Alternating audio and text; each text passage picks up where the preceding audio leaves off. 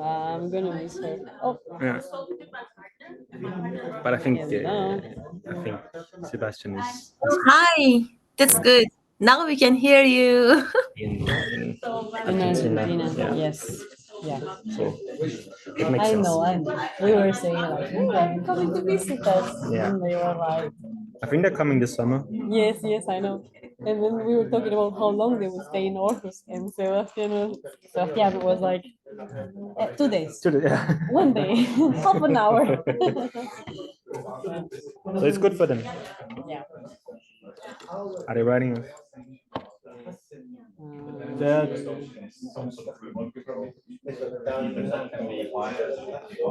What happens if they speak? no, but it's on my, so I can hear them maybe. Yeah. That's nice because sometimes they have some questions. Yeah. All right. Thank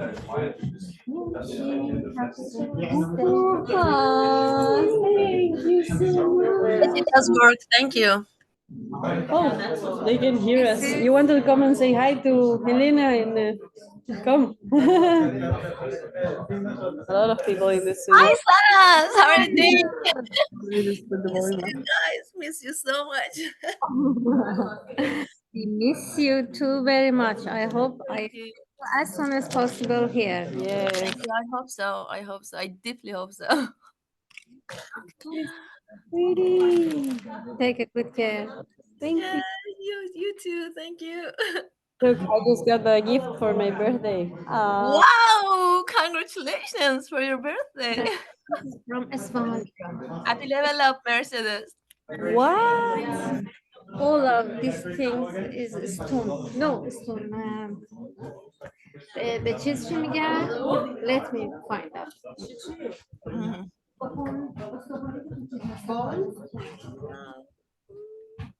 She told me that this is made by hand from Iran. Are you guys ready again? Open it. Mr. Teacher, would you please have a quick reminder for us because we didn't hear anything in Yeah. just a few minutes. I will make like a really fast. Thank you. Yeah. It would be great. Yeah. Thank you. Everyone sitting down. Ready to listen? Yeah. I will just really. So it turns out that we also need to turn on Zoom. We could have told, but I'll just give a quick recap of what we talked about before, just so that the people on Zoom also get to hear it. So really quickly, React is a front-end JavaScript library. This means that it's used for making user interfaces, which is what you interact with when you go to a web page. So if you go to Instagram, you will interact with a front end, and then a lot of stuff will happen behind that you can't see. React is what you can see, yeah. And this thing that makes React special compared to HTML, CSS, and JavaScript itself is that React is component-based, meaning that you take large chunks of code and you chop it down into specific little components that solves the problem. And you will see more about this soon, how we do this and how flexible it is. Last thing we talked about before we started snacking was this stack up here, MERN stack, MERN, which stands for Mongo, Express, React, Node. And this is just an example of what we call a full stack, which is a group of front-end, back-end libraries, databases that together solve the problem of making a whole web app. So in this stack, it would be React being the front-end library, what people interact with, and then Express built on top of Node is what handles requests from the front end and accesses data on the database. And obviously Mongo is the database. That's really simple, but that's a full stack. Is that a question or is it just noise? All right, I think that's just noise. Okay, good. So No, now that was a question. That Oh, was yeah? just noise. That was just a noise. Yeah, very good. Now we're all on the same page. So let's move on to components. So one of the things we talked about is how React is a component-based library. What did my notes go? Okay, my notes are gone.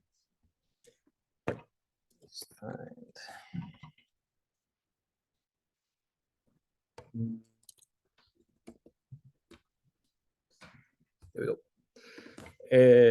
So yeah, so Notion is React is component based. And just to give you a understanding of what a component is when you go to a website. Usually you would be able to break this website into smaller components. So this is just like a really simple website, and you will interact with all of these specific things, but actually a lot of them solve the same problem.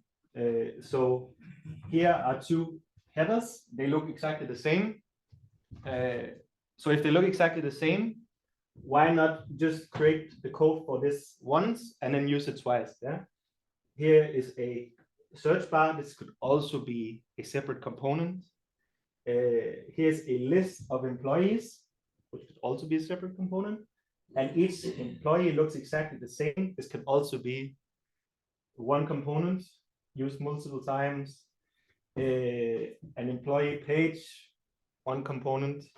So a component is just looking at a website and trying to break down, okay, which blocks of code solve a problem, and then take that block and then isolate it. You could also isolate it into layers, right? So this homepage is one component, and under this homepage is a header, a search bar, and an employee list. And under the employee list is a employee list item. So it's in multiple levels, right? I hope this makes sense. So the thing that makes components smart is that it separates your code, so it's easier to access your code. If I have a problem with this employee list item, it's much more easy for me to go and find a file called employee list item than having like a whole file of HTML and having to find, okay, where is this employee list item in this whole line of code, right? So if you work as a team, it's much easier to solve problems in the code without you having been the one that made it initially. Yeah. Yeah. Question. So we have the same component, for example, for employee list item. Yeah.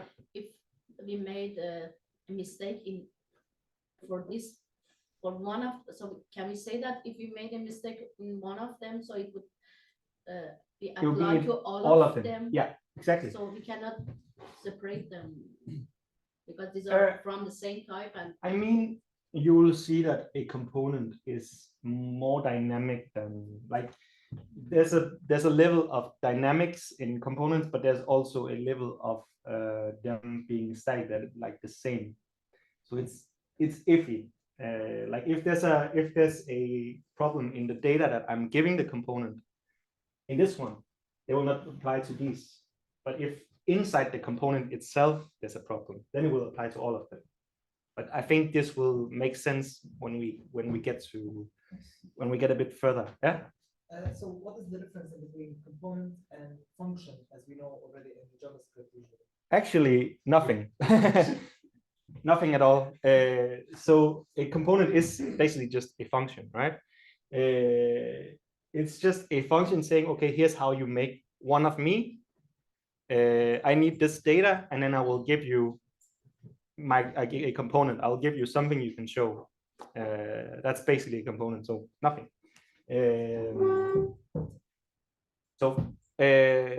Components. Another smart thing is that they can be reused, as you saw. So you don't need to make 10 of these. You need to make one, and then you can reuse them. If I think that like this name should be in capital, I only need to change it inside the component, and then all of them will be in capital. I don't need to go into every one of these and change it. And then components can show dynamic data. So for example, this employee list item, right? They look the same, but the data is different. It's a different profile picture, it's a different name, a different title. So we can give data to this component saying, okay, you need to display this, and then it will adapt to our data, right? we have just one function for employee list. Yes. This is one function, and Yeah. these are the items inside that. Yeah, and that's Item also one, just item one two. item. Yeah. Yeah. This is not. I haven't created 6 employee list items. I've only created this once, and then I just use it multiple times. Another function, or we do not. No, call it's the them- same function. This is like employee list item would be the function, and that is used to make all of these. So what about employee list? That's Is it also one also- function. Another function. Yeah. That's what we talked about with layering, right? So in a file structure, React file structure, like this,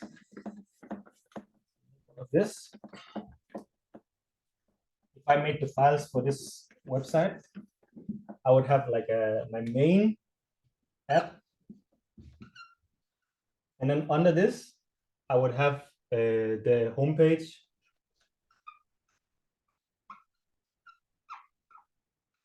And then under the home page, I would have the employee list. And then under this, I would have the employee list item. So levels. And you might also see that the header is used in both the home page and the employee page. So I might also have something called shared, which is not it's not a component that is under another component, but just one that we use throughout the system. But yeah, so in terms of this homepage and the employee list and the employee list items, they're under each other, right? So the app implements the homepage, and the homepage implements the employee list. The employee list implements the employee list item, basically. In this example, yeah, okay. So what I want you to do now, try to get together in. Okay, yeah. Okay, first an example. That's just me. Sorry. So this is Airbnb. So let's just together try to find some components here. Just you doing header, yeah, for sure. Header. Toolbar, yeah. Toolbar. Yeah. Search bar, yeah, sure. Yeah, these. Yeah, category could be a component. The language, choosing language. Yeah. Profile. Yeah. Maybe these hearts could be components if they're really styled. Well, yeah. Also footer. Yeah, footer, yeah. This could be a component. Filter, yeah, for sure. This is for sure also a component. And when you click this and the sidebar comes up, there's a component. And the buttons inside the sidebar could be a component. Logo. Yeah, logo could be a component, yeah. Everything, like maybe these images are components because maybe I spend a lot of time rounding the corners, and when you hover them, something special happens. Could also be a component. Maybe I can even, the images changes dynamically, so I don't want to make that like multiple times. So that could also be a component. It basically depends on the developers. How much do they want to split the code? So yeah. So maybe this like icon here is actually two components. So it's an icon component, or like what we call this search bar button component, and then the icon is a component and the text is a component. That's if you're really like making splitting the code, right? So yeah, there's a lot of components on a website. So do you want to go into reactivity later? Should we briefly talk about that? if you want to, yeah. Sorry, just yeah, hijacking the structure. But I mean, the question is, why is React called React, right? It reacts, exactly. So one of the main concepts of React, one of the two main concepts I would say, is componentization. So you're making components part of your app, website, UI. And the other thing is reactivity. So you've been learning this the hard way, I guess. If you would need to implement this in plain JavaScript, let's say you want to change the language. You change it to Danish down there. Then you would have to know where else on the website do I show the language, right? Maybe in the top, when you click the little world icon, you can also see what the current language is. So then you would need to say, okay, document, query selector, header, navigation, language selector, and then you would need to say, okay, inner text, Danish, whatever, right? And this is something that React solves. You don't have to do this. You set a state, you update the state, and I think that's what we're going to get to later. Yeah. And then the components are reactive. So they react to the input that you give them, and then they update. So if you change the language input to all your language components on the website, they will update and it will be the same everywhere. So those are the two major things about React. I mean, both in the maybe header and footer. Yeah. Yeah, so everyone maybe uses- maybe the language here, it would be in the app file, the main file, and it just shares the language with every file under it that needs it. So if you need to know the language as a component, I will give it to you as the main app file. It could also be only in the home page that we need to know something that we need to then make your subcomponents react to. But yeah, you'll see this later when we get into props and state. So we would create different files for different components. Yes. Yeah. In the perfect world, yes. Wait, so now what I want you to do is I want you to get into some groups first, for just like 10-15 minutes, maybe 10 is fine. Get into groups, 2 or 3 people, and then go to this website called Builder.dev. If you don't know what this is the website that Class 24 built in their final project. Woo! So go to this website, and then try to, in your groups, just try to find some different components on the website. Yeah, Still not- yeah, it's still up. I checked it yesterday. Such an amazing. Oh. Mitchie still uses it. Mitchie's still using it. I saw snippets from like last week. Cool. Just a little notes to herself: buy milk, butter, yeast.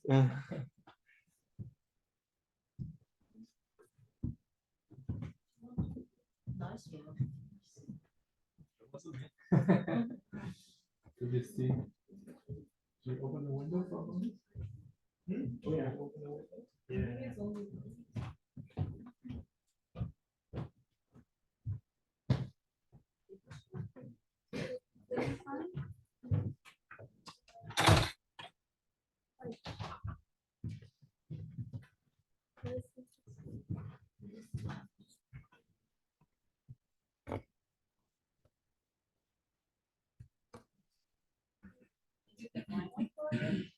Yeah. Yeah.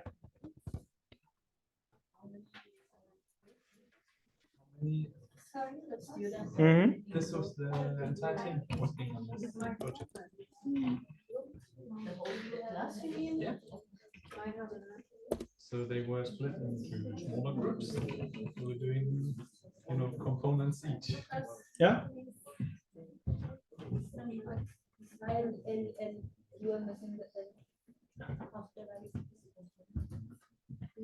There's an L.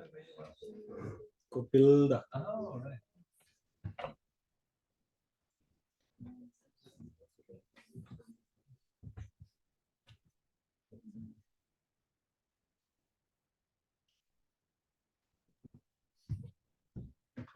Now we're gonna see new snippets.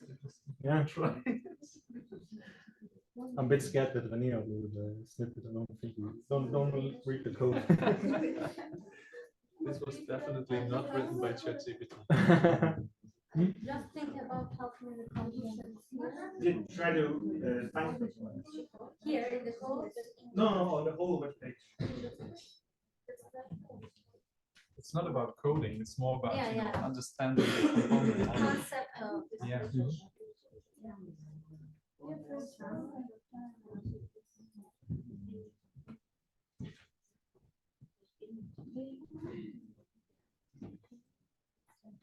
If it's getting too cold, you will just close the window, right?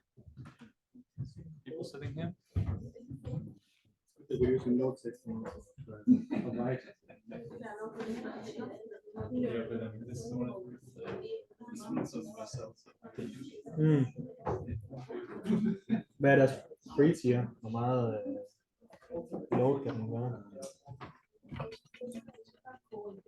Det er faktisk jeg har læst en story, som at folk ved tilkommet deres skridt på Ja. Men jeg er ikke sikker.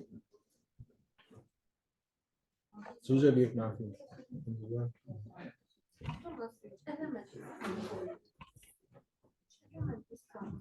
I mean, that is the question, right? Trying to figure it out. I think we're gonna compare notes in a while.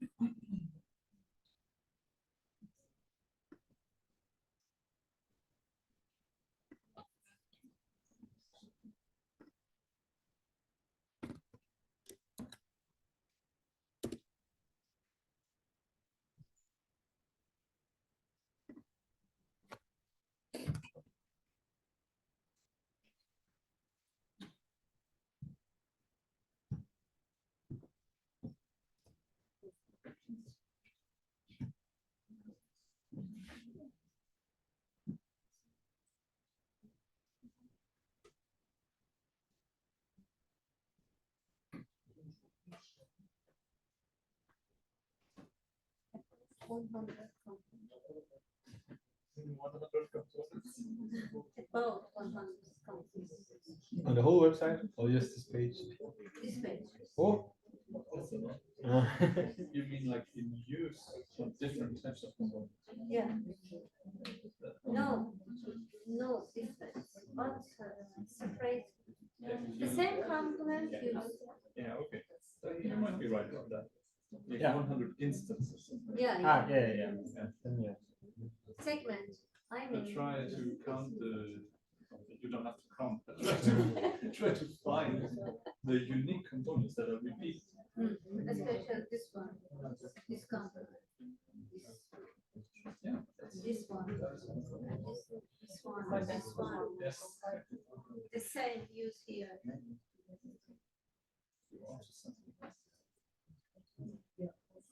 Sorry, what is Yeah. happening? I see you're right. Super. So you can choose, for example, JavaScript and other things. Yeah. What's the main? It's like a hashtag. And you can search on Twitter what you want. So basically, so you can find the codes which are written based on, for example, HTML. Yeah. Like But that. it's not really about using the website right now. It's just locate components. The design of the website doesn't really matter right now. What's the second part of the exercise?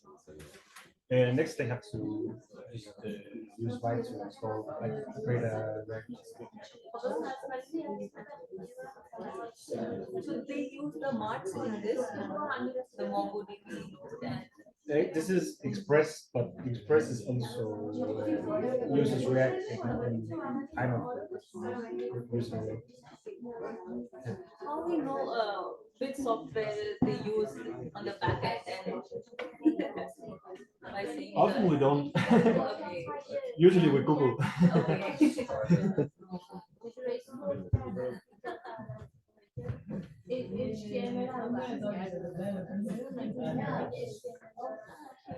Okay, should we Yeah. take a look? Are you guys ready to take a look together? Yeah. So, ready? Good. Any components you can see here? Your hands in one component. Yeah. So this would be one whole component, right? Yeah. This one. Yeah. Sorry, we don't have your monitor. We cannot see your monitor. Let me just try to share again. Thank you.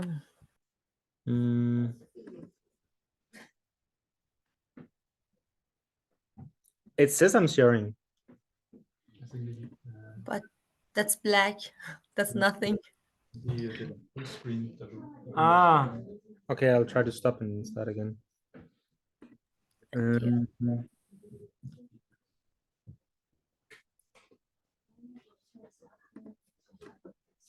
New share. Yes, I can see the monitor now. Yeah, good. I was just sharing the whole desktop. That's it. Okay, can you see it now? Yes. Okay, good. Okay. Paused.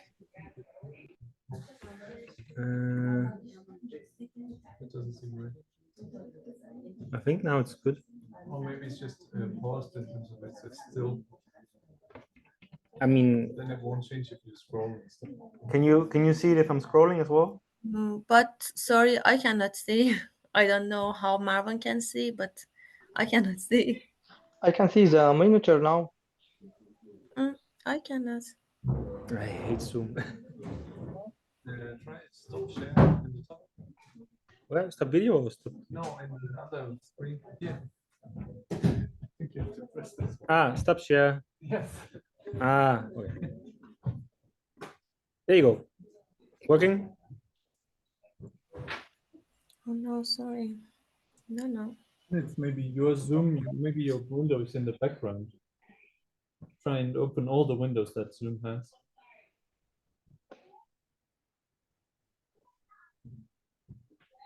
It should be visible now.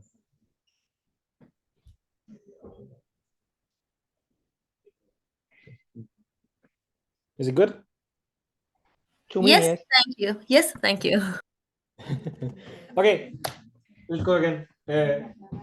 This is one whole component, right? The code, like all of this down here, would be one component, right? But is that it? No. So what would be like the different parts of this component then? Yeah. Yeah. This. Yeah. Yeah. This. Yeah. The code part here. Yeah, for sure. Also log in to learn more. Yeah. And maybe like this bottom part is one component, and then this is separate components. I think if you want to know if it's actually true, maybe Mitch still remembers which components. I don't know. So maybe this header is a component as well, right? Yeah, and maybe within that, right, the logo and the buttons up there in the corner. Search. So comes under one component is the line. Yeah. The whole line. Yeah. And then maybe this is a component, the text and the filters and everything. Yeah. Yeah. Let me see if I can find my, and maybe if we go down on the web page, isn't there? Down here? Component, yeah? Yeah. Right. So we found some components, yeah? So now, next part, I've sent you a link in your Slack for just showing you how to make your first React project with the Vibe. So when you make it, what I want you to choose is, first of all, make a React project and then use JavaScript. You can use TypeScript as well, but for now, use JavaScript, okay? So yeah, the link is on Git, on Slack, and you should just follow that. And if anything goes wrong, please call us.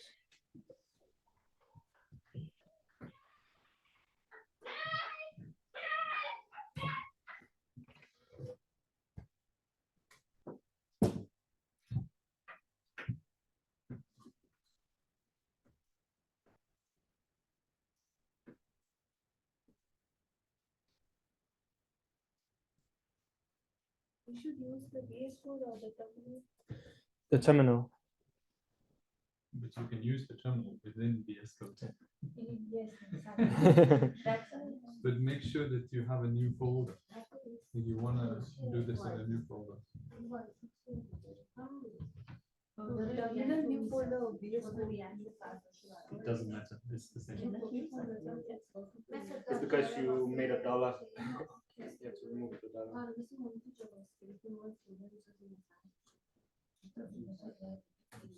But if they name the project, it makes a folder for them, right? Ah, okay. Yeah.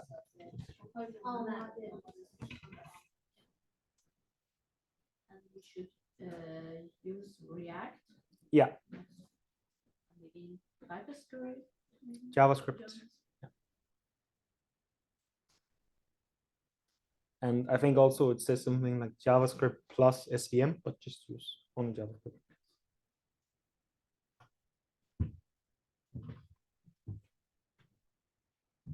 I think maybe for next week I will try to prepare a simple TypeScript set up Yeah. where it ignores errors. But you also did TypeScript in JavaScript. I'm not sure. So this is one project. Did we look at TypeScript already? Hello I world. was the Hello world. Okay. So we cannot change the path, so we should just go directly into this, because we have city-wide project. If you give it a name, then it will make a folder itself. Do we have the folder? Do we have the web page here? No. Wide project here. So you see when you run the commands, I mean, the React, it should be one product name. You see, and that's what it used. So just. Yeah. Just called it like that. If I do that here, I can cut out that. You can also do that. Another folder of the. Okay, yes. No, then you should do it again. And just change the name before you. So it would not be possible that I install that and just. You can rename it. Yeah. You can rename it now if you want to. I mean the path, for example, I have another folder that I work with this project, so I just. Okay, but then just do it again. Remove this one and just do it again.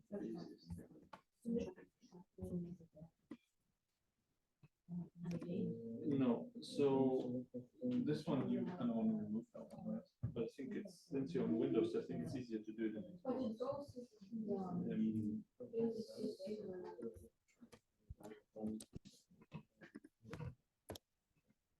Against the ship, yeah, you can do that.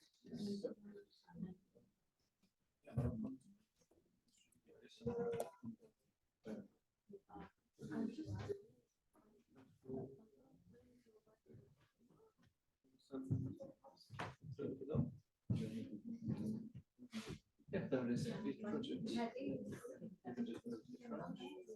Yes, and then in your terminal, you want to go to the folder where you want to create this. Like where's that? Where you have your other. And just. Okay. Try Yeah. Yeah, I don't know how. I mean, I'm not so familiar with the Windows terminal. That's always the problem. How do you go there? I don't think this will work. I think you have to put it. Yeah, for now, we only look at it if it gives us an error. Yeah, now you have this folder. But do you want to create it within this folder, or do you want to have another folder within this folder? This is for which one, but I have made, the whole React, I have made the React. Yeah, but I'm- Install it. But I'm thinking like maybe, like, do we only need one install for all the exercises today, or do we need more? I think one is enough. Okay, but then you can just install it here, and the way that you do it is you call it, yes, and then you put it up, because then it will put it in this folder. So Try to go to this. create beat playlist. Yeah, so from the first. Yeah, you can just use the arrow keys to Yeah. go through your history. And then you put a dot in the end, and then you should put it in the same folder. Let's see. Yeah. So yeah, now it already suggests you. This is the same name that you have given before, so that's fine. Can you say it? Choose React. Oh, that's okay. Yeah. Yes, perfect. And then it says now run the payment store, and that's what you can do.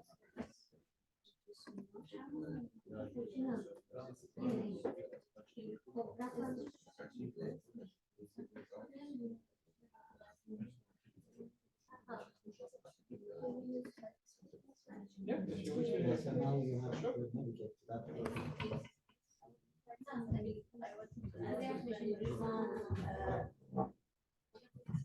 No, yeah, I would really like to use TypeScript, but we had some issues last time. People were spending a lot of time fixing some TypeScript issues, and I don't want to have. I want that to happen. But I want to try. Now I can. Absolutely. If you have the extra, energy to look into it, that's totally fine. But we just don't want to require it. So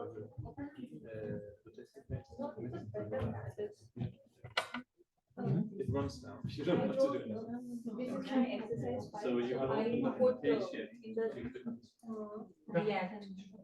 Or I should I think put you may need this to in press week control. one. I mean, right now it's here, right? What is the difference? I put here or in the week one? So this is your demo Work on only week one setup. or maybe And then the if full you go React? back to your folder, Right now we will work. you can see you have all this file now, and you can move it into week start one. editing this folder in VS Code. If you Week open one it in VS Code, Yeah. Oh, you already have it. Yeah, and instead of you turn on here, you can also run it in this. Did everyone get the count website? No, now that you installed it, you only need to run npm run dev. So, but you already have it running, so maybe close the other one first. Because I did that here in there now. Yeah, so now you can run npm run dev. Again? Yeah, I think you're not set. And you always need to run this when you want to develop your. I arrived, my question is that although I did it in kernel, I'm not sure. Because this is the same, this is also Java. Yeah. It's just in a different software. So it's available. Yeah. Started. And I'm not sure if it's using the same port again, but you can check in your browser if it's still working. The same that I. Yeah, you can just reload it. Yeah, but we, as developers, we only read it something. Yeah, it's still fine.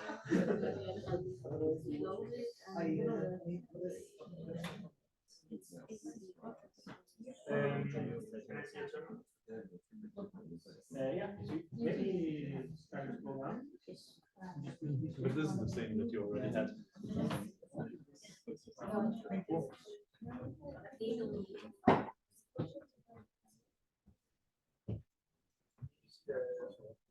I mean, you already run it, so you just take the link.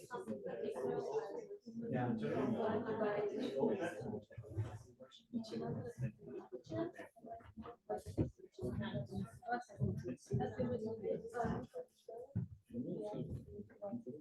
Because I know this one, I might not make this one. And I use this package. So I want to know that. No, because I made a React.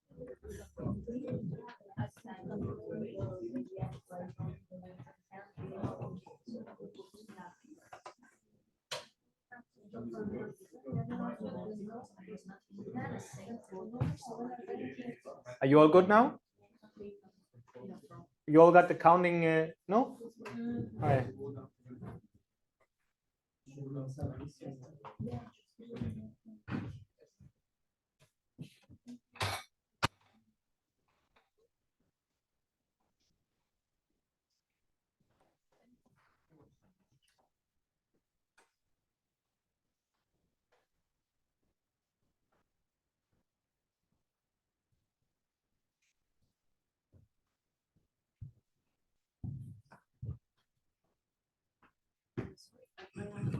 page was enter, but nothing happens for next. No, because right now you're not in your terminal. Right now you're running the React. So So they should not do But- anything. here. no. If you go to this link, you will see. Yeah, that's right, right here. But if you want to close it, you console C, and then you can do the. But it's because before the server was running, so you can't use your terminal as usual. Should they run and run and can run? Yeah. Yeah. You can also open a new tab. So you open plus. Have as many as you want. Yeah, then you will have them in the list. If you want to create a terminal, you can just click the trash button. Oh, okay, so maybe it's instead of. It's the same. But if you press Ctrl C, you can reuse that terminal. If you click the trash, it will just be gone. Yeah, exactly. Sorry, again, should I back that so that we have? Yeah, it should be running, and you can then develop, and it will automatically refresh. So you don't have to run it every time.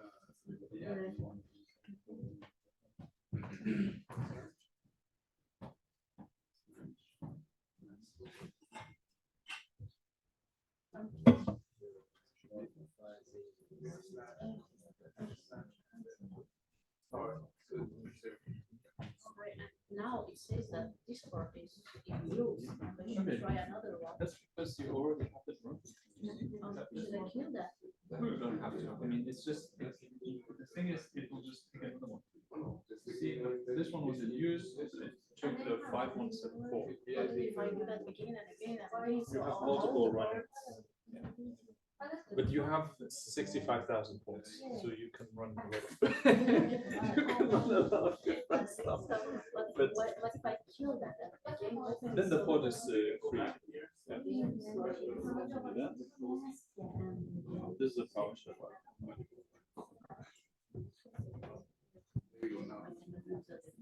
No, the history is a bit funny stuff.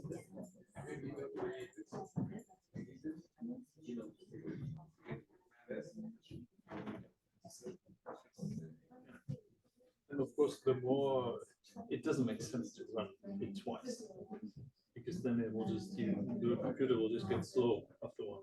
You have so many things running, and you only need it one time. So, but you maybe, I guess. Are we good now? But, All good? So you all got the count? Yeah, good. So one thing that is really cool, there was a question about using React to create instead. There's a lot of ways to create a React project, but one thing that's really cool about Vite is that it already comes with a lot of some code, and something you might have noticed when you run the server, if you try to change something, it automatically updates like you did when you installed Nodemon in your Node server. So you don't have to ever do Control-C and then npm run dev again. It will just go. You were talking about the Create React app? Yeah. Yeah, I mean, you can still use it, but it's kind of outdated now. Like, it's not really, the JavaScript ecosystem moves really fast. So it's been a couple of years, people have lost interest. So Create React app is not really in use anymore. Just try and use Vite. I think that's what they do. They have this whole guide on how you pronounce the name. So if you're unsure, you can read that one. Sorry, what was the name? Vite. Vite. No, the other one. Create React app. You may be read about that. That's the one that React made The old themselves. one. Yeah. Okay. If you've all looked inside your folders, you will see that there's a lot of files called something.jsx. That's what we're going to talk about now. Let me just find my mouse. Okay, so this would make some people angry, but no need to to make any conflicts. What makes JSX special? Yeah. So JSX is a language specifically for React. Yeah? So these files, app.jsx, index.jsx, whatever, JSX files can only be used with React. Yeah? Basically, somewhat. But this is specifically for React. What makes React special is these JSX files. So what JSX allows us to do, it allows us to write dynamic HTML. And this means that we can take JavaScript code and pop it into our HTML code instead of having them to be separate. What you've done so far is that you've had HTML and then you have a script, and then they have to communicate back and forward. You have to read on some HTML elements, and then you have to react to them some way. In JSX files, you can take JavaScript and pop it directly into your HTML code.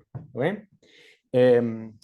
So when you look inside these JSX files, you will see some code that looks like JavaScript code, which you might have made in JS JavaScript courses.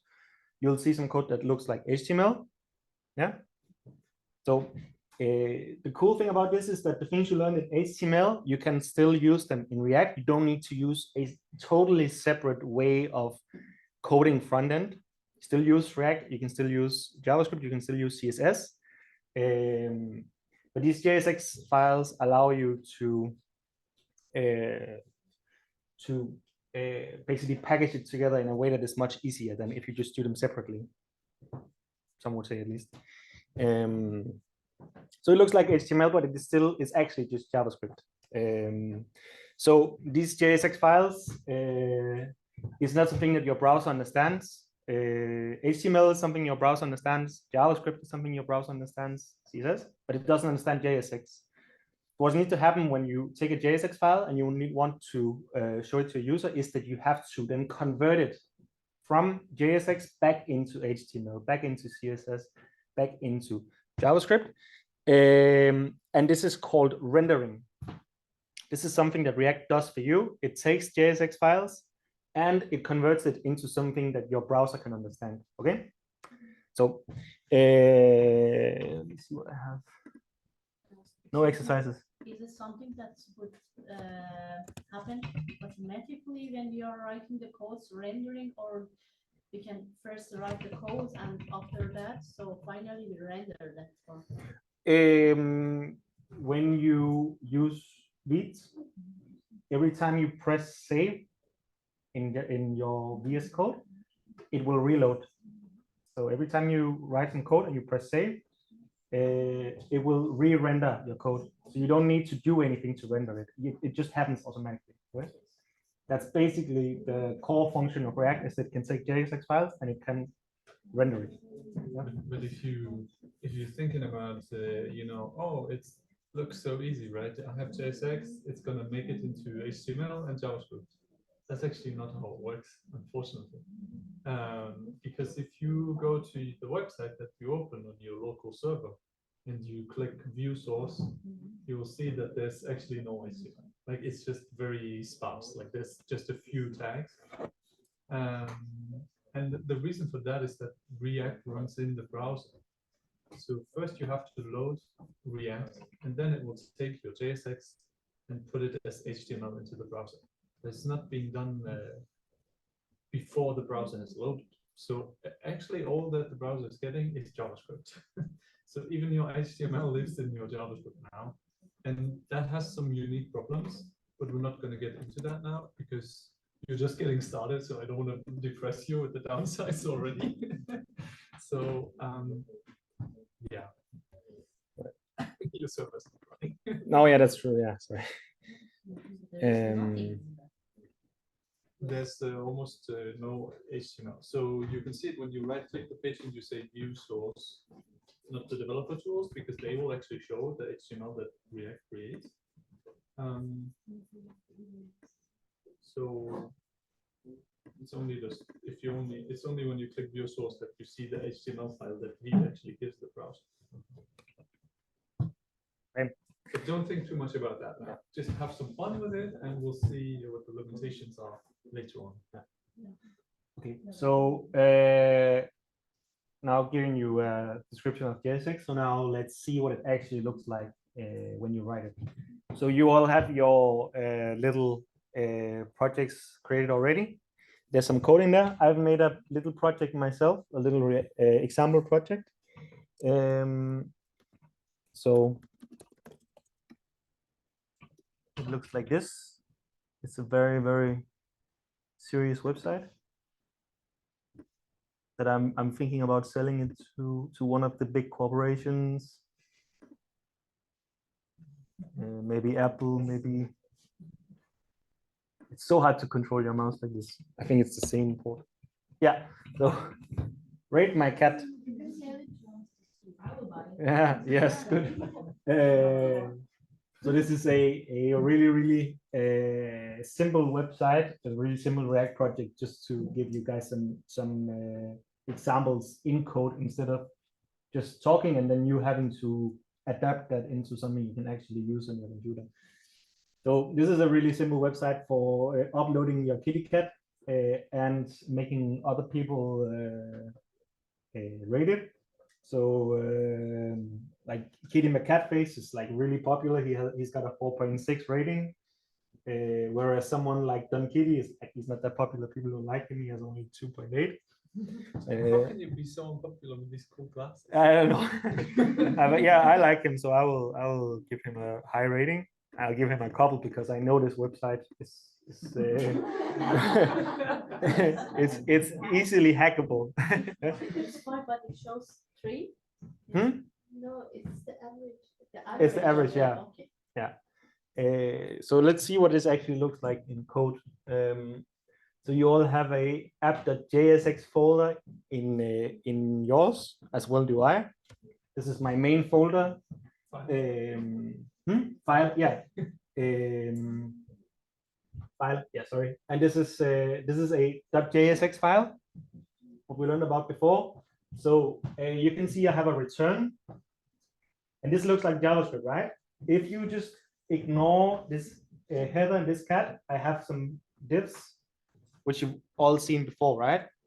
The really, really cool thing here is that I have a component header, as we talked about before, and I have a cat component as well. And even cooler is that when I want to render all these cats I've created, oh yeah, sorry, yeah. What? There we go. Let me see if I can pop this in a bit. Yeah. Boom. There we go. Yeah. This right here. This is not HTML, is it? No. This is JavaScript, right? I map this cats item. And what makes me able to take this JavaScript and pop it in the middle of my HTML code is these clamps here. Whenever I make these, I'm saying, okay, this is not HTML, this is JavaScript. Yeah. And inside this is just a map function. It just goes over every item. I can then return something. This could be HTML. For now, it's a component cat. Yeah? If we look into the cat,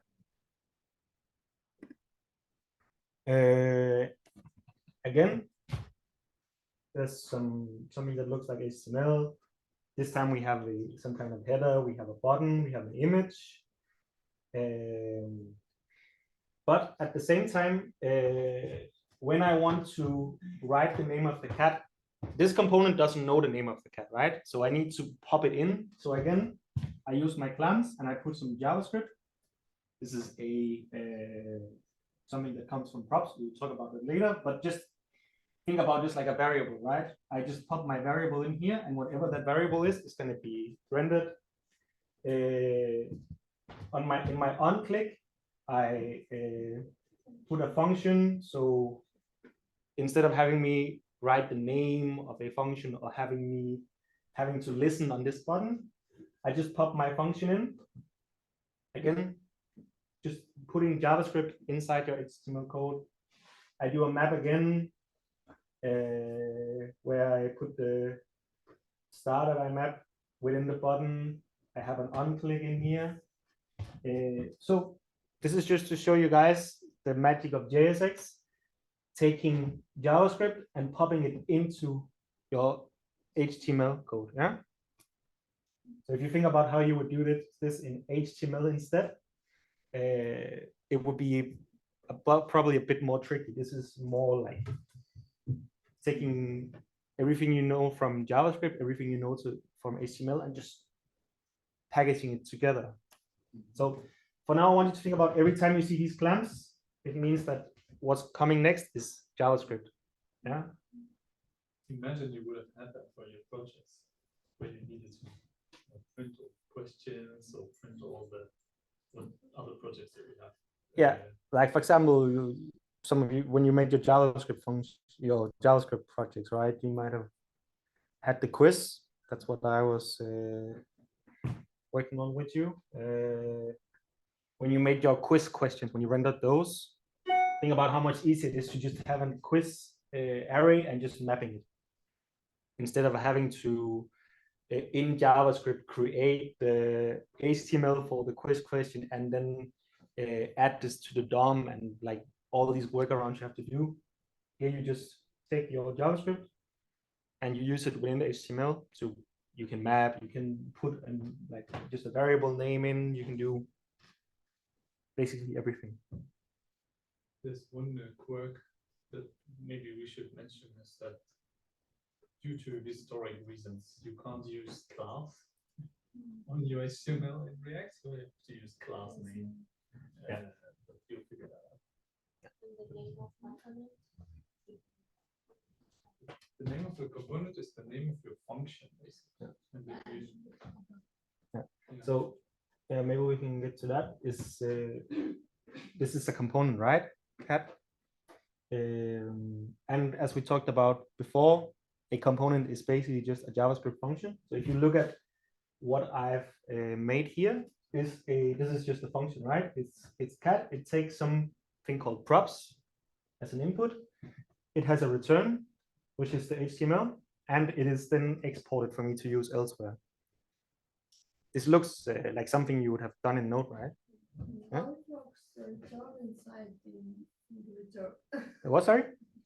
The return inside the return. It's a good question. Yeah, this is the return for the cat function. Yeah?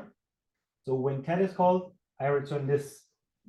This is the return for the mapping. Yeah. So when I map, I return this HTML. And this is a really easy mistake to do, and I still do it sometimes, that you forget to return from map, and then you get nothing. Yeah. So it's just a blank page, or like, you know, your stars are not being rendered, and you're like, why is it not working? Yeah.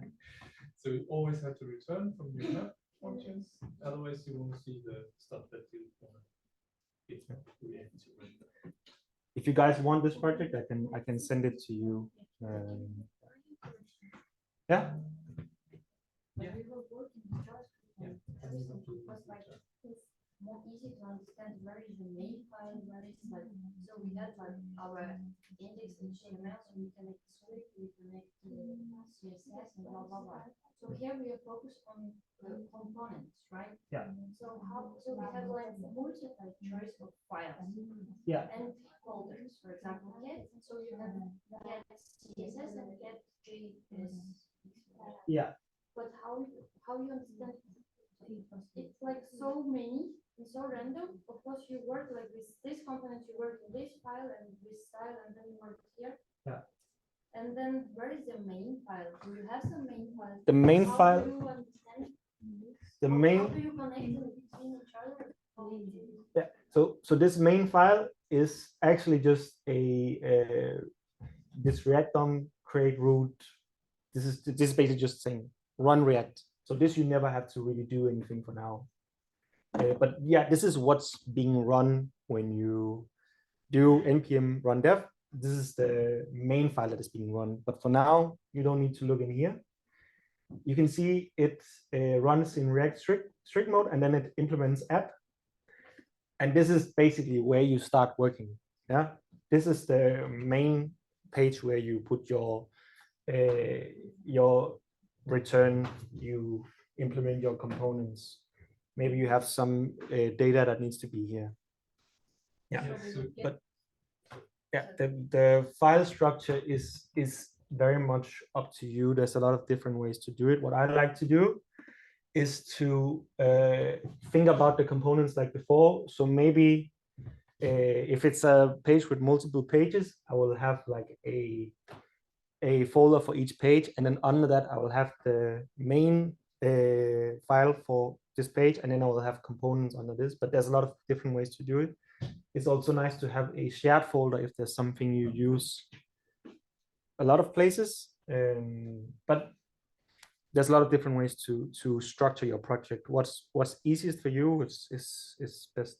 I think there might be one misunderstanding is that what do you think happens if you just create a bunch of components? Like they're not gonna Nothing, so you need to connect exactly. them. You have to compose them, and the way that you start is you start to make your app JSX. This is where you start. This is your root component. If you go to main JSX, you see that it only ever renders one component, and that component is app. Right? You see that? So everything that is in your app will be in your app component. So from your app component, you can see that it renders a couple more components. And then you compose your components. So you have a parent component and you have child components. And then within each child component, it can also be a parent component where you render other components. So you build a hierarchy of apps, of components that you compose. So maybe I can show you that I've made my cat. You show it on the website. you have a look how it looks. Yeah. So like, for example, I've made my cat, right? And where's my mouse? There it is. Cat and mouse. I've made my cat. I have made some JSX code. I have made some CSS for it. Or ChatGPT has made some CSS. But that's not enough. I need to implement it, and that's what I do here, right? This is where I use my component. So up here, import it. You've all learned this as well, right? Little notice, you don't have to do write the file ending here. You just import it, and I've used it down here. One thing I want you to notice is that HTML is not in capital and components are in capital. Yeah, so that's a nice way to see the difference between, okay, what is HTML, what is a component. This also means that when you make components, remember to use capital letters. If not, you'll get a really, really annoying error, and we will have to come run and save you. So capital letters for components. Could you please explain a little bit about index? Because we have, Yeah. we have index, we have app. Index is hopefully the only HTML file you'll ever need to see in React. This is what you see here, up here, right? It's the name of my webpage, Rate My Cat. It's my weird little logo. That's all defined inside index. So you can see I've added this icon, image.png, cat.png. I've changed the title to Rate My Cat. That's what this index file does, and then it runs main.jsx script. So really, you don't have to change anything about this file ever. Yeah. So this is the only. That's all it plus does. This 13 lines, the only lines that we would have in our The only HTML. HTML. Yes. That's the only HTML file. That's it. This is all your browser needs to know to run your React application. So we'll never maybe add something to HTML file, or you would need. I mean, you can. I've changed some stuff. Like this is not what it looked like when I got it, right? You all have your Vite project. If you go in there, it will use the Vite.svg icon, and it will have the title something like Vite plus React So you can change that. No, For I sure. mean extra, extra Deep line of code. Yeah, no problem. No. No HTML elements in this one. And why you put the main JSS in the headers section? What's that? Uh, No, main this is JSS. this is collapsed right now. So app.css, JSX, index.css, main.jsx is all in the source. Yeah. Yeah. Yeah. What is the best practice to add our CSS files? Every component should have CSS, or we can add it all together in a folder, for example. I mean, having it inside, like when you have a folder for cat, having your JSX and a CSS file is, for me, I think that's much nicer, because that means that if I want to restyle something in cat.jsx, I don't need to find it inside app.css or inside index.css. I know that what I need to change in the styling is inside this file. So And if you delete the component, then the CSS will also be gone. So Yeah. you don't have any leftovers if you ever change your mind. Yeah. Sometimes it's only, for example, one line for CSS Yeah. for a component. Yeah. So I Doesn't can matter. use it. The file doesn't cost you anything. no. Because you can, the great thing actually about using a bundle like Vite is that in your JSX file, you can import your CSS. This sounds a little bit strange, but trust me, Yeah. it works. I'll do it. So here in the top, you say, oh, I want to use this CSS for this component. And what it does is it will, when it creates your React application, it will see, I have some CSS files that I need to do something with, and then it will make the most optimal structure for it to send it to the browser. So I think it might actually create one CSS file that it sends. But maybe if you're on a newer technology, like you're using maybe in the future we'll be able to send more smaller files, right? Instead of having one huge file, then it will make smaller files. So you don't have to worry about it. You just structure the project the way that you think is logical for you, and you don't worry about how it's going to be sent to the browser. Another thing you might notice is that inside this cat file, I actually have some styling that is dynamic. So actually also in React, your HTML elements have this style that you can actually write inline. But it's not good practice when you style, but if you have some style that is dynamic, then yeah, you can also say, okay, I want my background color to change depending on a function, depending on some props, depending on whatever. So you can also do inline style. The naming will be a bit different than what you're used to with CSS, but it works, right?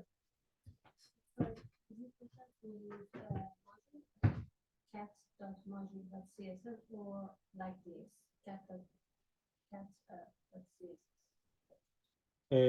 This cat.css is perfectly I fine. think the module mode of way of writing it is historic, because there used to be some bundlers that only ever understood this is CSS file when you put module.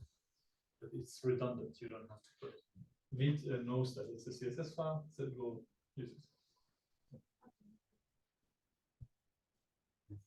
So now you know a little bit about the JSX, right? So, maybe the last thing to just quickly show you is that you can have a lot of code before your return.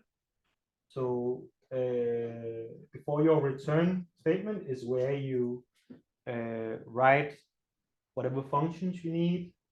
If you need some variables, anything you need to do in JavaScript, you write before your return. Then you can use all of that inside your return. But return should be the last thing in your JavaScript function. So do everything you need to do, and then return something. Yeah, I don't know what happened. Okay, I know it's a lot right now, but it will make sense slowly. Okay, as long as you kind of understand what makes these JSX files special, I think we are on the right track. So now, let me see if I can.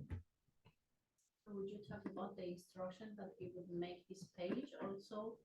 So we should first, for example, define this variable in this way and this and this and this, or I think you will do it. We will do it soon. You will do it yourself. But yeah, I mean, we can also like try to build something if we find out that. how we should. Yeah, I mean, when you want to make a component, you first make your file, and then you make your function, and be sure to export it, and then you can add your code within it. But there's not really a clear-cut roadmap you have to follow every time you make a component, right? They're very flexible. So as long as you return something, we're good. You can also return nothing. React will be happy if you. It will not complain if you like try to. If I make a div, and in here, I just nothing. This is not an error. It's fine. Like let's say that you have a function that a component that has a return and it returns null. It won't complain. So when you make your component, you can also just make it do nothing while you build. It doesn't have to return a div or anything. It can also just return null. This is perfectly fine. But it can be based on the condition, right? If you have, if the user is logged in, you want to show the profile image. If they are not logged in, you show nothing. Yeah. Okay, so what I want you to do now, we can start out on exercise 3 before we start eating lunch.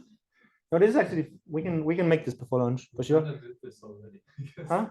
We kind of did this now. Yeah. What is the difference? But I think maybe it's fine if you also just try to explain it yourself. Yeah.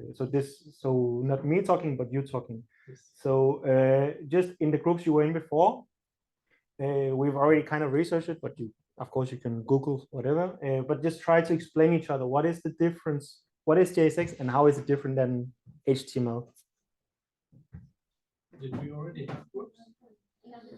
Yeah, I think you already had groups before when we looked at the components in the class 24 website, right? Yeah. Oh, okay. So just get back in those groups and just try to chit chat about JSX. Yeah.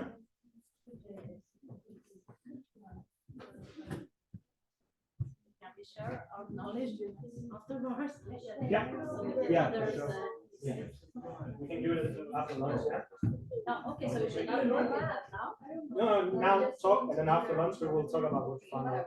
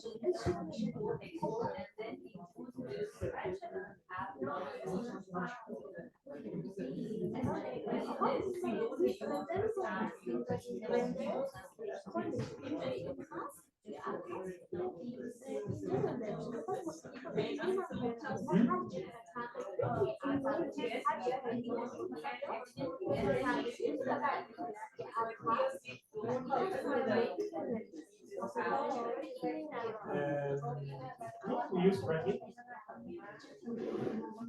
Source Reddit. But in your app, it's also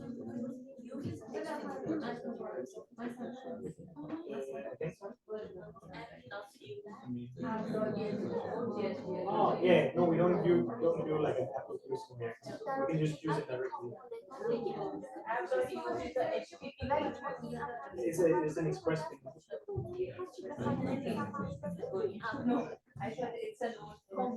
Yeah.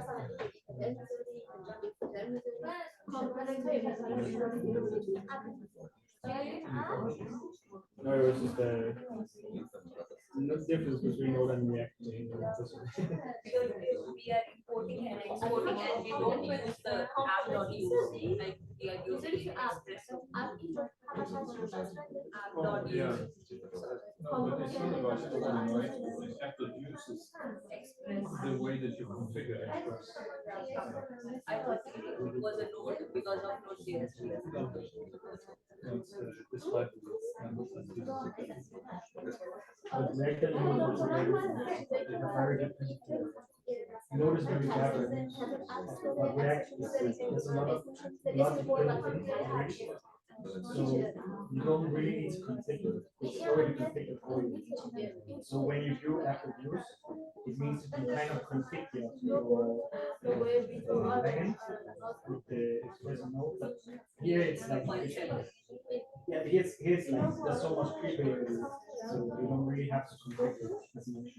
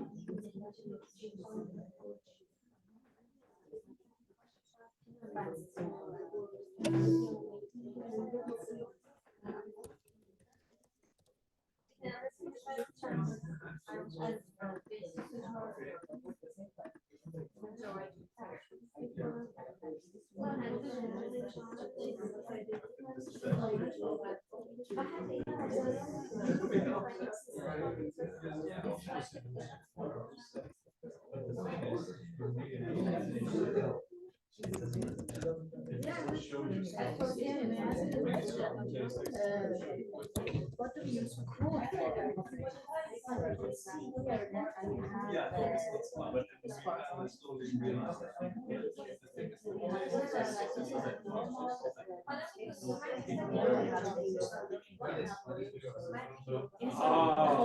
Yeah, it's just it's HTML tag. It's just changes the look of it.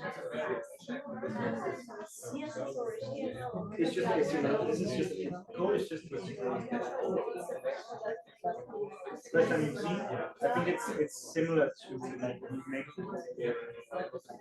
text landed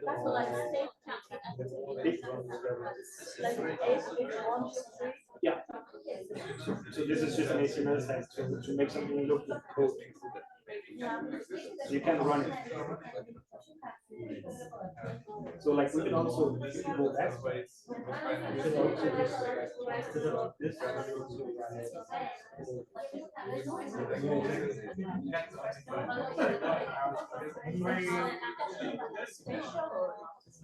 it's just a way to make it so like make it look.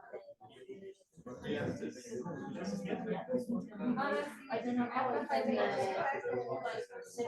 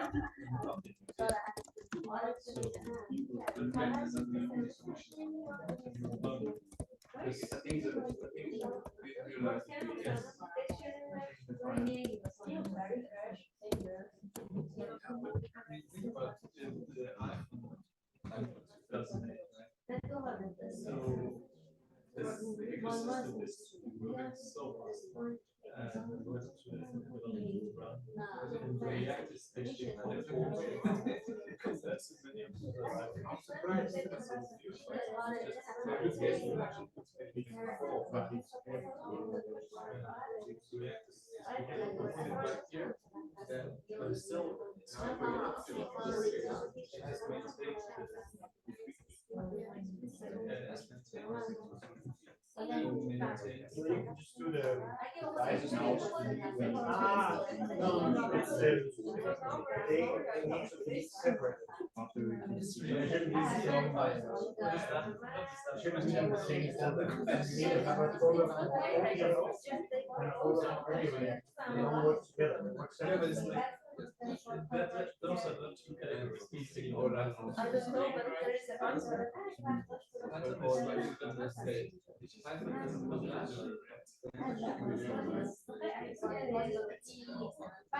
So maybe you would have a folder called means here. So they shouldn't be all of the new ones. So there's only certain the way they speak together.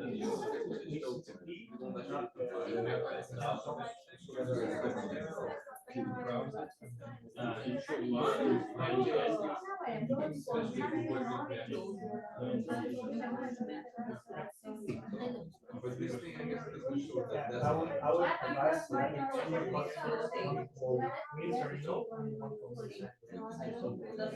you can also like military close something like desktop and there's no all the communication happens.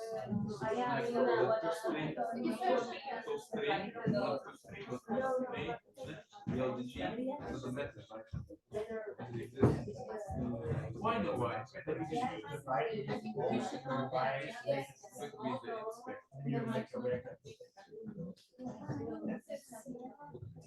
Yeah, but you don't need to do it once. You have a question? Yeah, I could find that.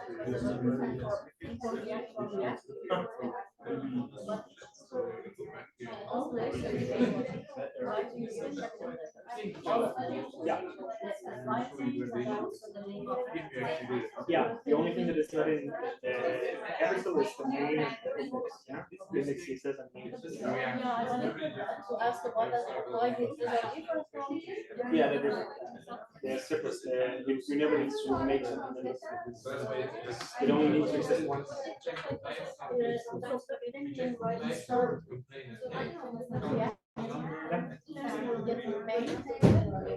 And also other No, not when you use it. Yeah, these two, yeah. And then you need to make them yourself afterwards. and what about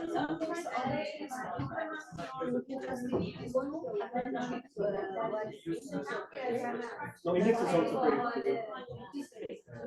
I mean, all of this is what has been created now. All of this is so you have your node modules, which will have node you have your public, which is where you have your images, your sources where you have all your JSX files, and then you have all of these that are giving all this index we talked about before, packets, JSON. This is all created, but when you start working, adding components, you need to work inside the source. it's not like Node.js that we supposed to make a package of JSON and Yeah. module that is type. No, React is it's much more pre-packaged. So Node is very simple. It only makes you able to like run JavaScript code. React builds a lot more for you. So you already have everything you need. Now you just need to start adding components. And what about next? No, we need to have, like we talked about in the stack, we need to have React, and then we need to have React communicate with something like Node. So they need to exist both. So you'll be working on your mean sharing with React, and you still need to have your Node and your React. They need to both exist at the same time. So yeah, you should connect Node and React. Yeah, of course. I just bought the email and just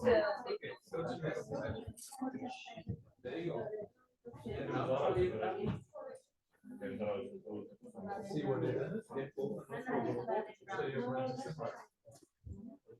I think we move on. I don't know. That's what you have to research. Maybe check some of the other but I have this problem in check out some of the other ones built in. Try to use it, try to pull requests. So you should take inspiration from both the dashboard. See, this is the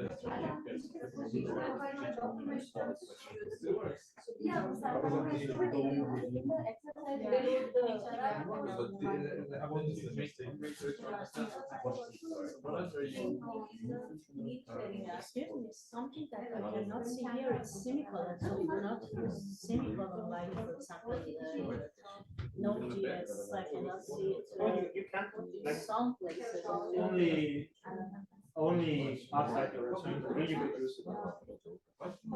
If you add, Each line. yeah, if you add semicolon there, it will be fine. But inside your code now. Oh, sorry, inside your HTML.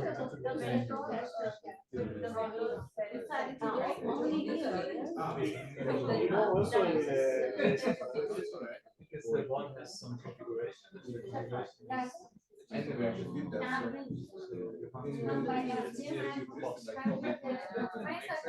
the computer doesn't know If you want to have some different images,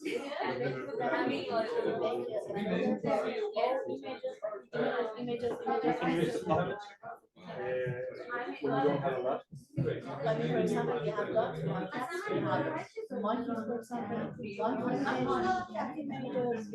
It depends. Like all of mine, my images are used in this Rate My Cat. It's not even on the folder. It's just somewhere else. So it depends. Often you will not have to save images inside React because they will be in your like Node will make a link and then you can just use that link in React because they need to be able to change. So But they will come from somewhere. yeah, but you will often you will not save them in React. Every image you save in React is something that you know you're gonna need. So it's not something that the user inputs or anything like that. Like for example, in this Rate My Cat, all these cat images cannot be inside the React folder because I don't know them initially. It's something the users there.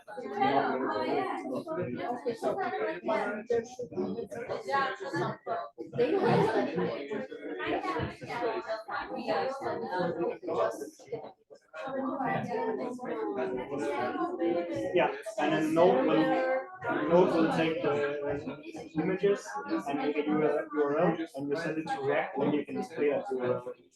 So all the images that are in this public folder is like your icon. Maybe if you have like some image in your header. But for example, if it's I don't know, like a social media, and I want to upload my profile picture, it will not be in this folder because we don't know it as developers.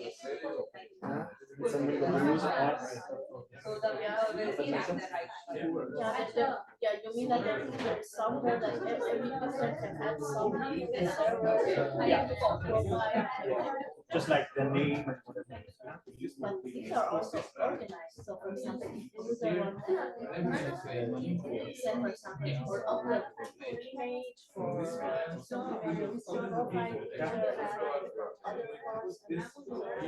Yeah, it's actually really hard to do. So often they just exist somewhere. And then we know inside the database, we know where to look for the image. But they're just like, big folder, lots and lots of images, and then we just know where to look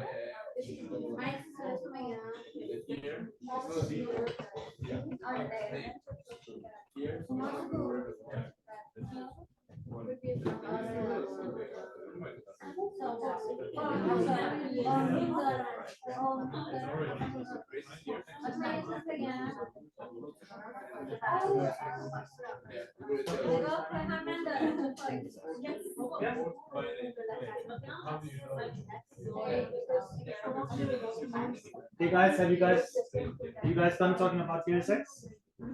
Yeah. So I think go and eat, and then after the break we will talk about what you learned. What you talked about.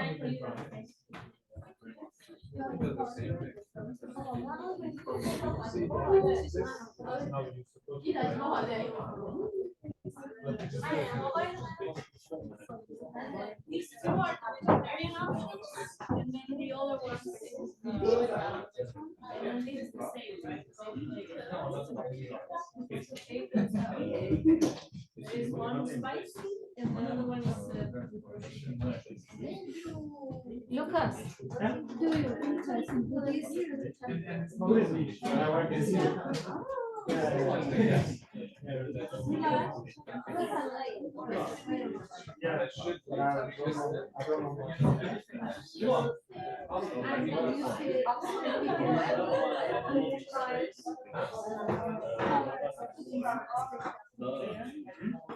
like living without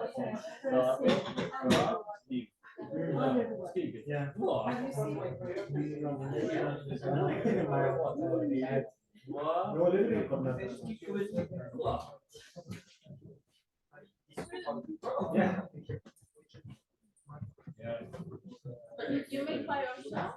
I mean, ne kendileri yapmışlar? O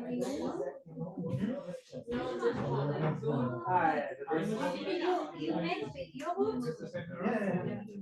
Yogurt and what? Oil? rice flour, Rice flour. flour, This is very turmeric, good.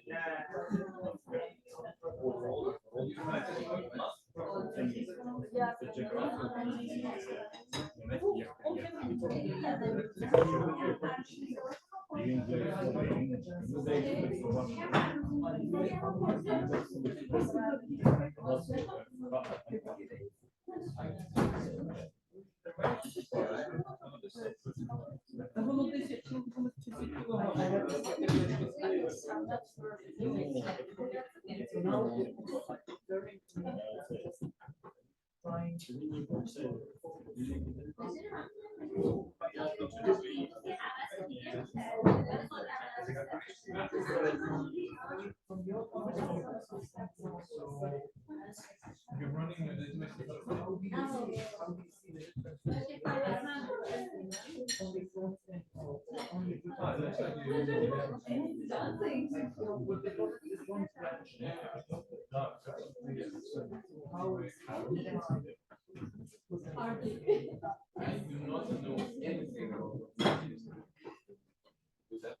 Okay, I have one question. But here is the date, which is no problem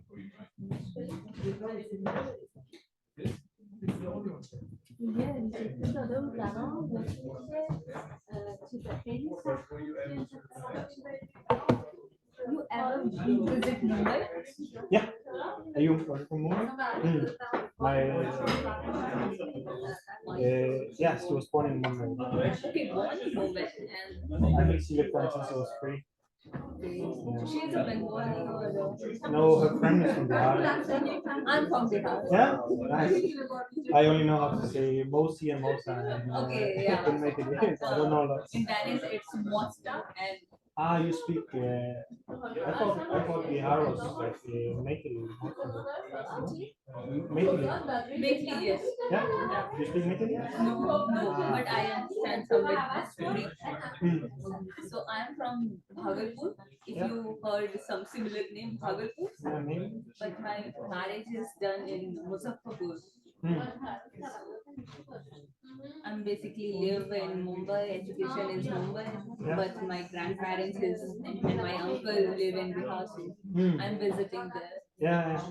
It's good to know. Yeah. She's a Yeah, she's from.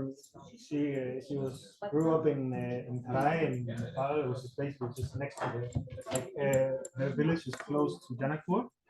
You know Janaki Mandir?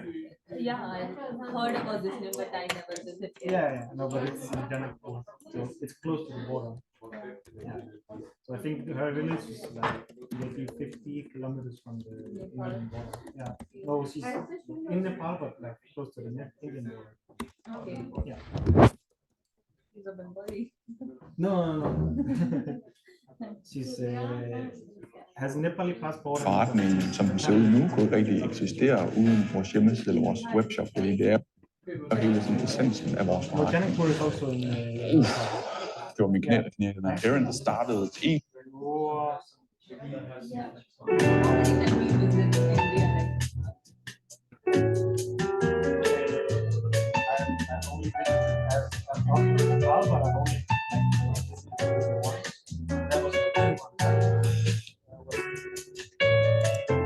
Do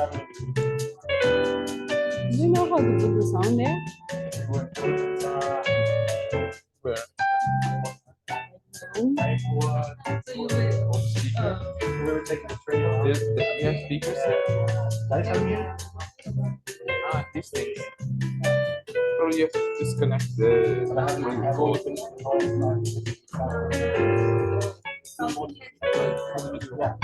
Probably in the sound settings I here. think No? you love the something before. Thought it would be chill. No, I Compared think to it's spicy. some- I love. Also love that this is being recorded right now. Yeah, yeah. Yes. Really looking so. Hello, people from the future. You try?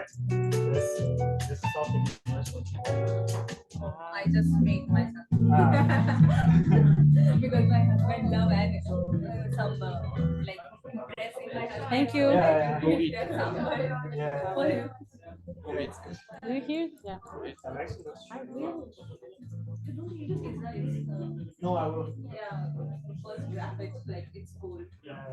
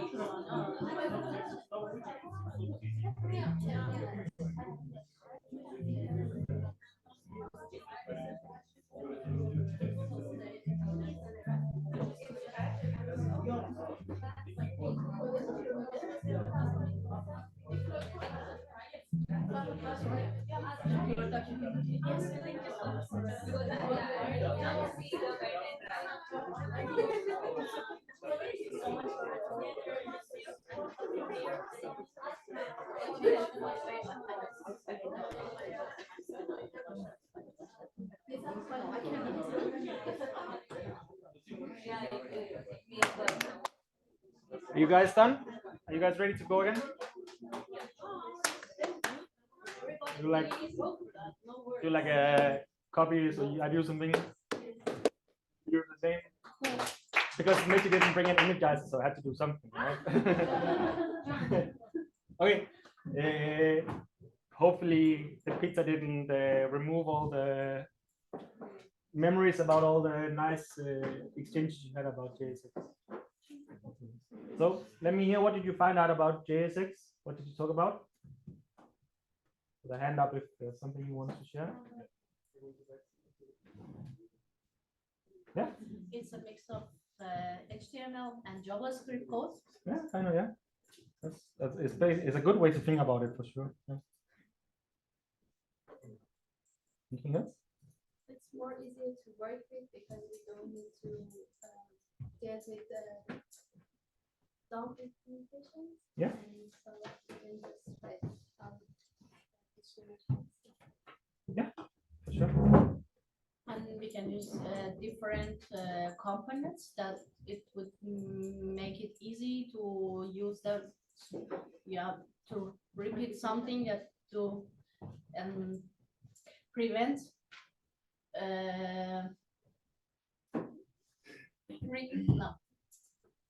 less code and multiple times. we can reuse it again. Yeah.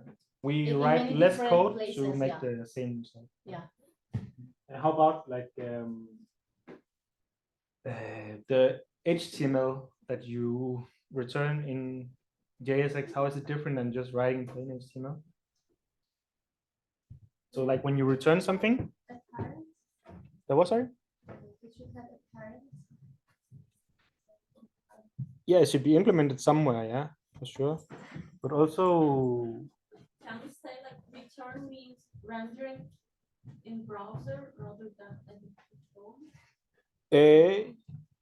yeah, kind of, yeah. When what you return is what you render, yeah, for sure. Yeah. But it's also good to think about it, like, because you can also write what do you call it? No, sorry, functions that don't return JavaScript. So it's more just think about it like return is what you give back from a function. This doesn't return anything. But if I wanted it to return something like if this was called rand background, I could also say return random color instead. So it's not only HTML that you return, it's also data, whatever. Return can be a lot of things. How about inside the return, there's some HTML, right? What's the difference between this and what you just write in a index.html file?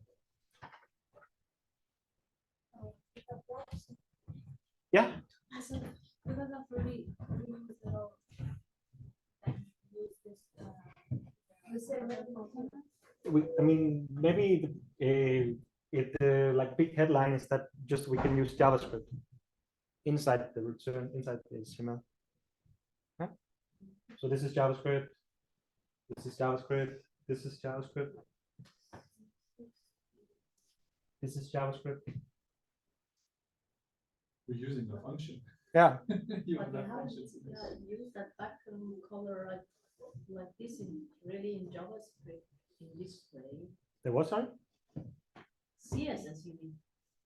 No. Background Like- color is CSS. No, yeah, this is CSS, but like this here, this is a JavaScript variable, or actually it's a state. But for now, like it could also just be like me here saying, let background equals this hex color, and then I can put it in here. So this is actually like a JavaScript variable, could be or a state or a const or whatever.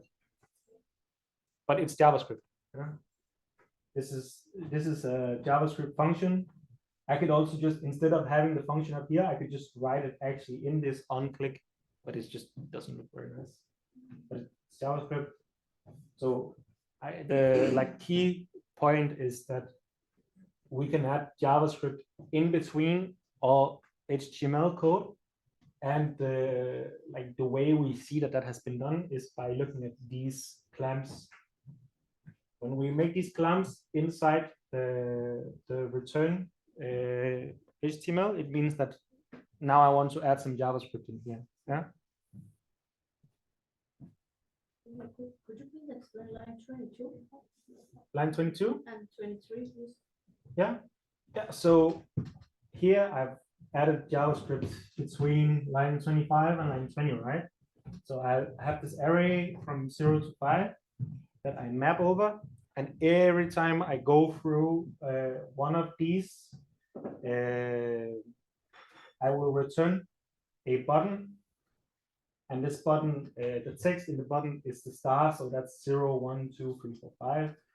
The key is the same thing, and then the onClick, it calls a function called rateCat that has the index of the cat, and it has a star, like how many stars have I clicked on.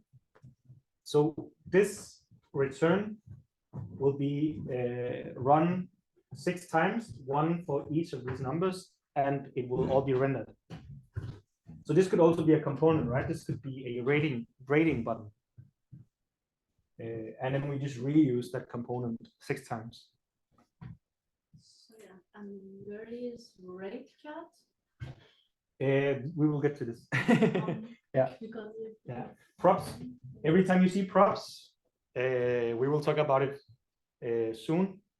But for now, just think every time you see props, it's some data that has been given to the component.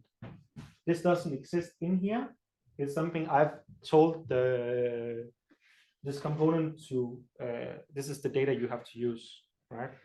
So for now, just think props is some data that you add to a component from outside the component. is it like our array, for example, a data that we should work on? It can be everything, but we will get to Yeah. that. Yeah, props is something that we will, when we're done with the exercise, we'll start talking about props. I'm sorry, about 23. So when we call this function, for example, we say props that rateCat, and Yeah. what would happen? Actually, this is like the onClick is a function itself, right? So this is the code that is being called when we click, Yes. and then it calls the rateCat function. And in 23, Yeah, this is just the value from where I am in the map. So it could be 1, 0, 1, 2, 3, 4, 5. Yeah. okay. So when I do that map, it means, okay, now I want to do something for every item in my array. So first I do it for 0, then 1, 2, and that's how we get the like all the buttons. Yeah, we do it as well out here in app.jsx. We say, okay, for all the cats in this array, go over them one by one and render this cat component. Yeah? That's how we reuse the component. Make sense? So we can have different, maybe different functions here in app, and we call them. We can have cat, and we can have other things. So App is just a component, like Yeah. any other component. Yeah. Think of each component as the same structure. This could also just as well been in another file. It doesn't have to be in app.jsx. And by the way, in your class 27 Slack channel, I've sent you this project if you want to check it out. And as we go, it will change. So next week there will be more. Yeah.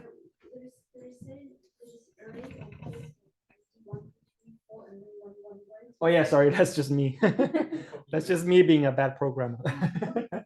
Or not bad, but busy programmer. Yeah, it works. Yeah.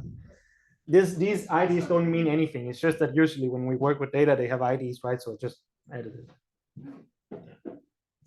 And maybe ID would be better than index here, but ignore that for now. It's also good that like if I make code in a rush that is a bit buggy, you guys notice, and then you still ask me why did you do that, and I will tell you it's because I was in a rush. That means that you notice that something is wrong. That's a good thing. Main job of a programmer. Yeah. Problem is like I think maybe it's right, but then I don't understand why it's right. That's why I asked. Yeah. The only reason that this doesn't break anything is because I don't use the ID anywhere. If I actually used it, if I said, okay, rate the cat with this ID, and then I have 3 that has the ID 1, that I will mess up. Yeah. Yeah. It's because I use index. That's why. Yeah. Okay. Let's not talk about my bad code anymore. So why do you use key? Should we go into that? Like why Maybe we can try to remove it and then see what happens. Yeah. So let's try in the buttons. Yeah.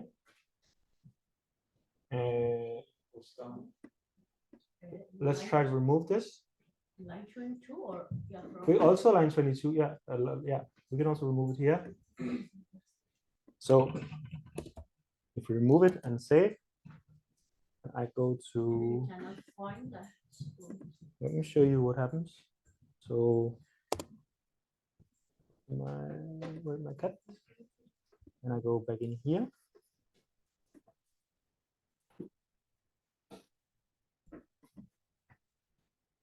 Boom. So in my console, it gives me a warning saying each child in a list should have a unique key prop. It still works, but it's just bad like practice to make a subcomponent or render something in a map or a for each without giving it a key. A key tells it, makes them unique from each other. It's the same thing you've done with IDs in HTML. You can also use IDs here.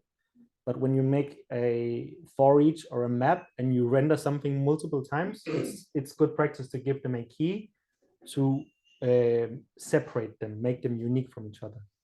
So the reason why React wants you to do that is performance and efficiency.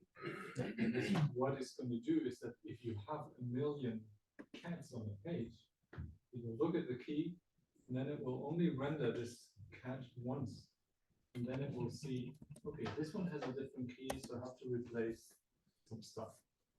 It can then reuse some of the stuff that some of the work that it already did.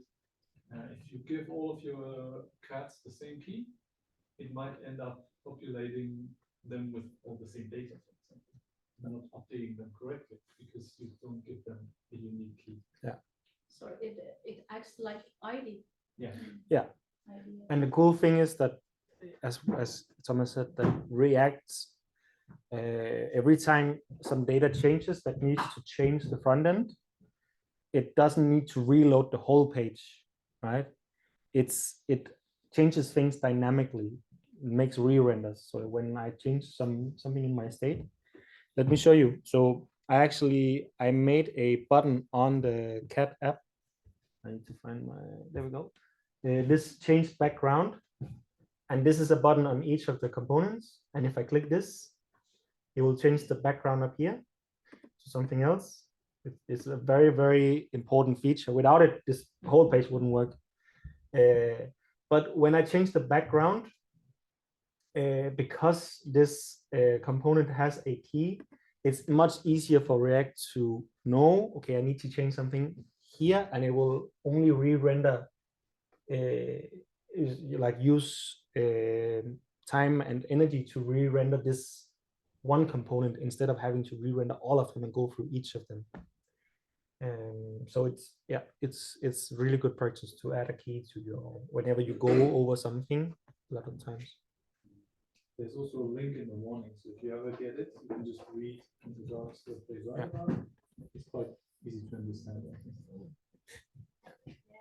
Yeah. So if we omit the other key in line 22, I think there was something. Yeah. We wanted to change that first in 14, in line 14. Yeah. Would there be any difference if It we would be omit the this same, one? the same mirror. The same. Yeah. You will experience that usually it will still work most of the time. But there's a reason why React gives you this warning, so you should fix it. Yeah. It's good practice to look at your warnings and fix them. It doesn't mean that we always do it, but it's good practice. Okay. We've talked about the JSX files a bit now. I think you'll have a good understanding of what it is. So now in your GitHub, same place as you got your preparation, I'll send you a link.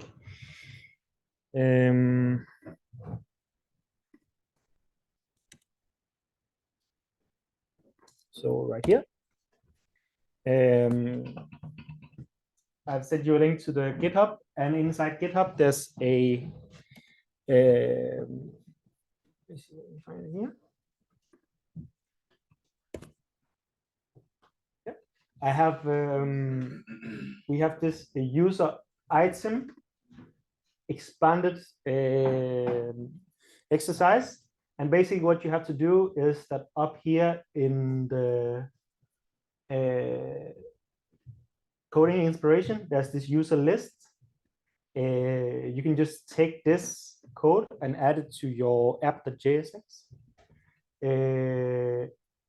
And what you have to do is that you have to now go in and add more of the variables to this user item. So you have to also print the let me see. There you go. So you have to add a full name and address, height, spoken languages to the data, and then you have to render it. So you have to expand on what's already there. Okay. I think actually, if you go back to the example in the chat, you will have some issues just copy and pasting it. Yeah. Because you need to omit the render code. Yeah. I can very, very quickly update it for you, so it looks like what you have now. And also, if you scroll down, actually the users are already created, so you don't need to make the address or the languages yourself. You can just take this data. Let me just. If they already are added, so then. Yeah, you need to display them. Yeah. The data is there, but you have to render it. But the reason why this is a bit different in terms of the is that it assumes that you have just a blank app, but we already started with an example and we already put some stuff in. So now we only need to copy some of it. I will just help you guys out a bit.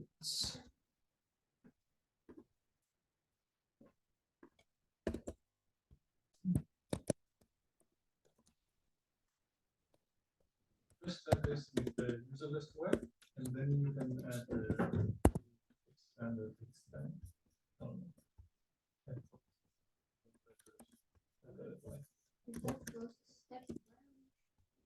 Let me just in the you made your React application before, right?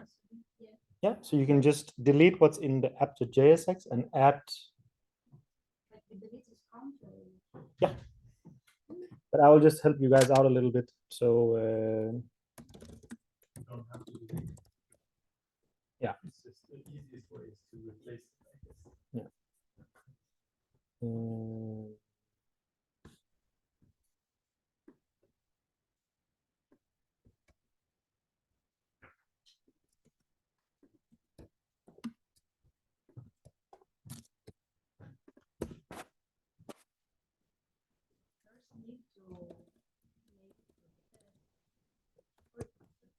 Let me just help you guys out a little bit. There's no concept of pages in your app right now. So you can't create a new page. You have to do it on the page that you already have. You should create the component, user list, or I think this is what Lucas is trying to do right now. Yeah. It's just a bit difficult with the two screens. Yeah. I'll just send you guys something in a second so you have something to go by.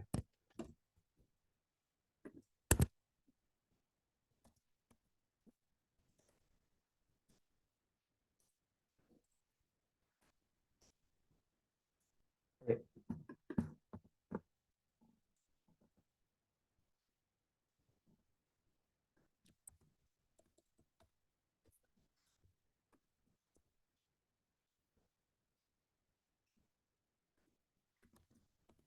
Okay, there you go. I send you guys something in your Slack channel so you have something to go by.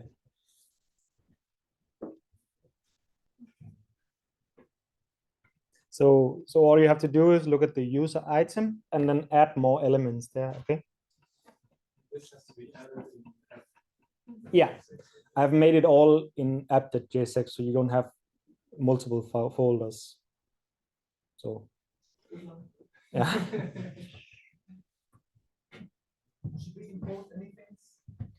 Import use state from React? You can just use the import that is already in the app.jsx. You don't need to remove the import.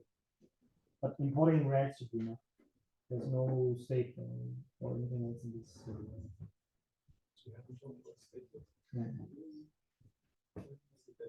It's easy. I will leave it.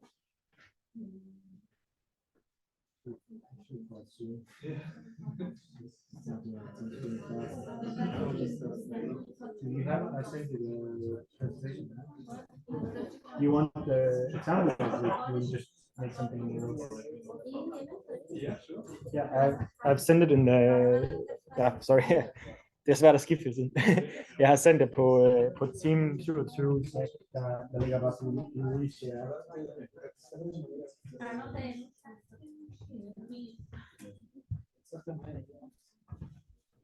Også lige du skal ind på mødet og dele.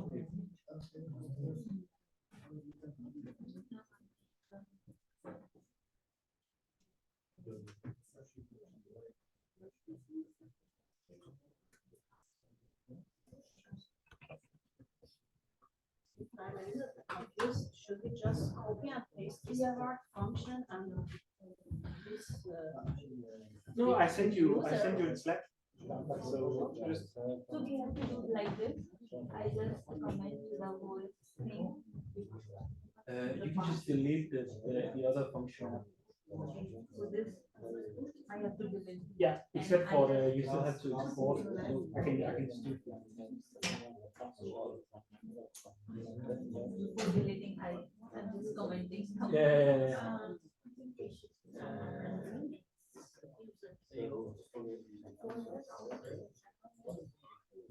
Check.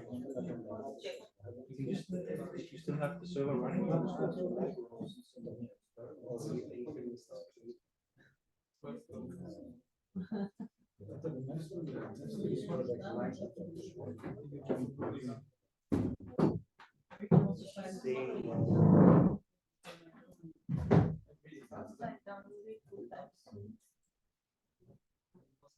Maybe it's not running.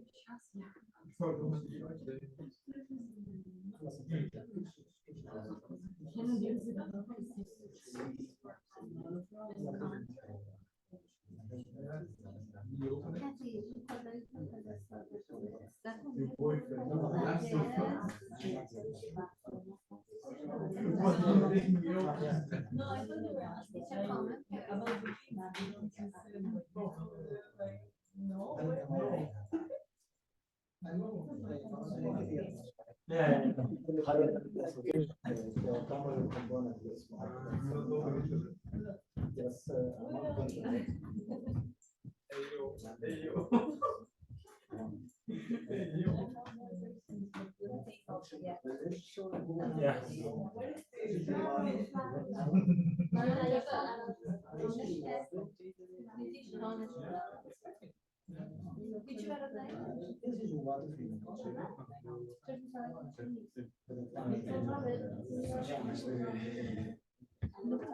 Yeah. Could I ask a question? Yeah, just a second. Let me just there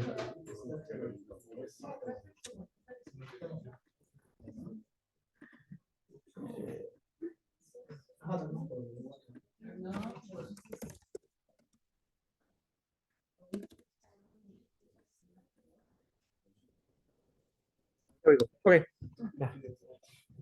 Just copy this block of code Yeah. and put it in application app. Yeah, so Where should I put it? you can just like if you just remove all of this function app. So, In the return, all of them. yeah, let me see. Yeah, I'm just, so like this, and then just add it there. Control V Yes. and Control S. Yeah, and then up here, I will just change it to. I just made a little change. There we go. So if you go What to the, happened to arrow function? Become a normal function? yeah, it both work, but I don't know. Yeah, this should work. How could I run it? It's same as before. So npm run dev in the terminal, and then you should see it on the same page where you had the counter. You know. npm run, yes? Oh yeah, you need Run to app. just you need to add an m, Oh, yeah. and then it's npm run dev dev. npm run dev. Yeah. You mean You have to use developing? the. Oh, yes. Dev.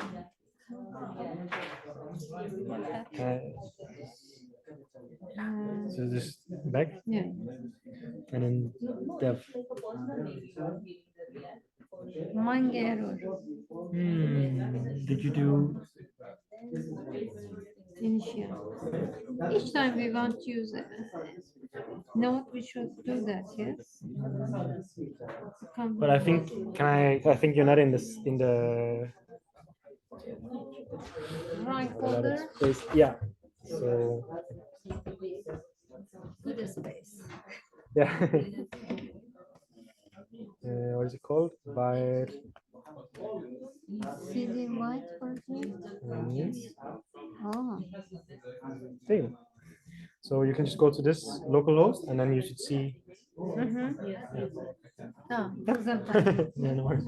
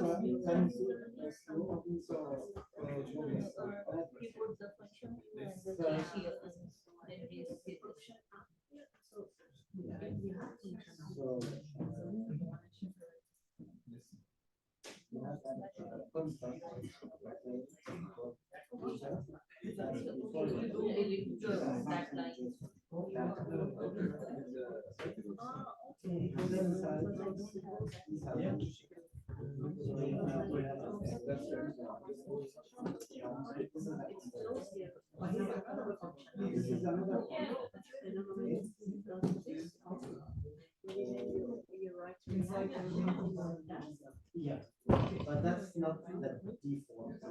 So just small component. So you can yeah, so you can distribute this part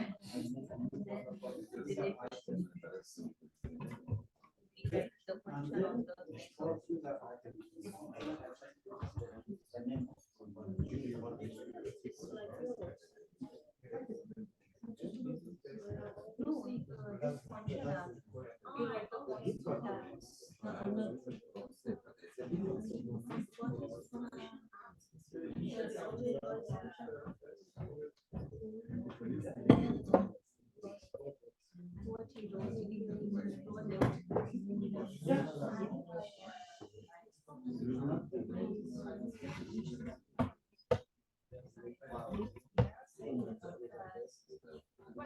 Yeah, but it's because so your app suggests it's user, right? But it doesn't implement the user ID. The user ID is yeah.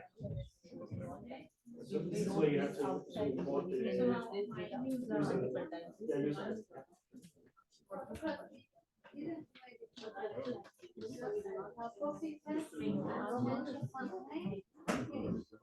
You just need to render now the address and so you have the small components inside and the but you have choice to write to specific class and make so we have a reference to our process.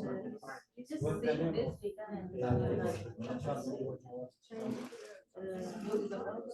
So maybe in your user just try You type 2 times, like yeah, so you maybe change here the name. I don't change anything here. So you change something here.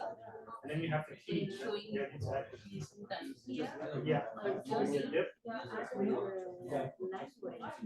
So it can be like use of the ID, proxy use of the ID. I don't know if they have that. But language.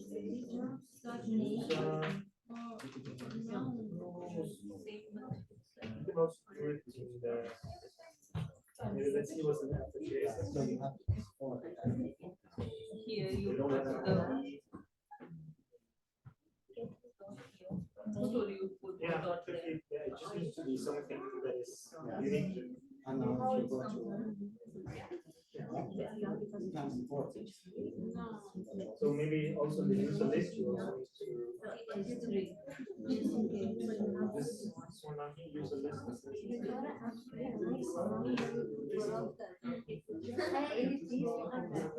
Yeah, the user list.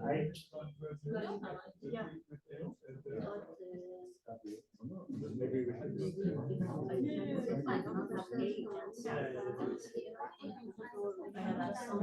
because you have implement, yeah. So you only need to import it. So if there's no user ID in your email, you don't need to. I think you just remove the ID. Because it's a full name and we write the name. If you write the full name. Maybe you can say And now for you, if you want to use this user ID on other so just import it.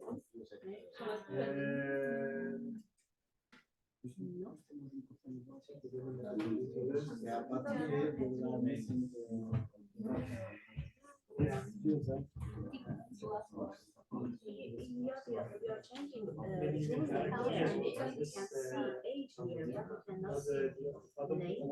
Although we have we just added here.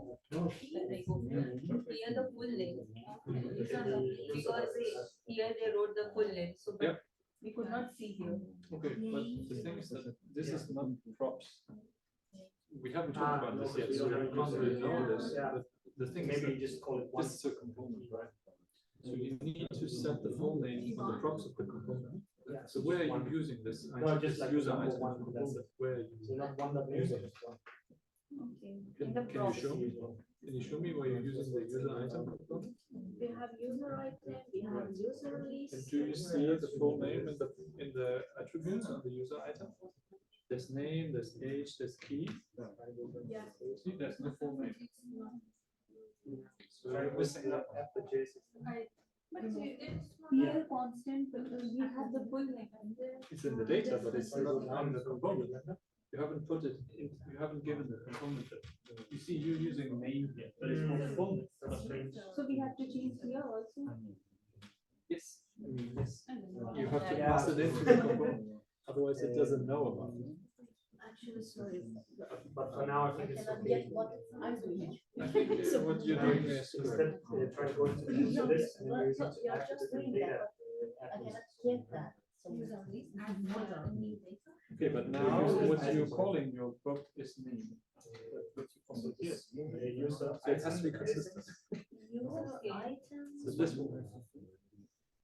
Okay. Yeah, and then we also Let have, me combine. the user, we have an address This- and this language we spoken are and using stuff. the So you need to add those as well. And then we. It's up to you how you want to style it. This so confusing. You, I think maybe we should talk about props and state, because it's kind of part of the exercise. Yeah. We are Yeah. doing something, but we cannot, but I cannot. Ja, we don't kan du ikke bare use- smide din computer til så Here we tale om don't props? use the arrow. Yes. Here we don't use We can use both function and arrow. It doesn't work. It's a little confusing. Din computer er klar. Ja. Er du på hvad hedder det? Zoom her? Yes, but I need to, deactivate my video.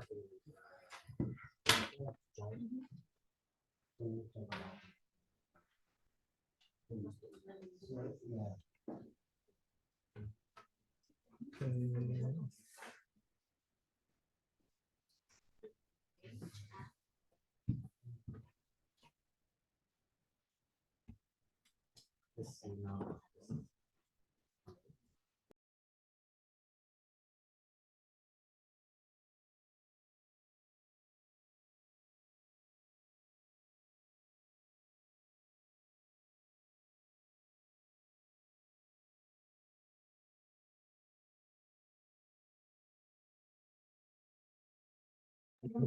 Okay, you're out of the meeting. I have unmuted.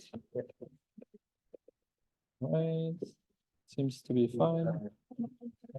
Okay. Det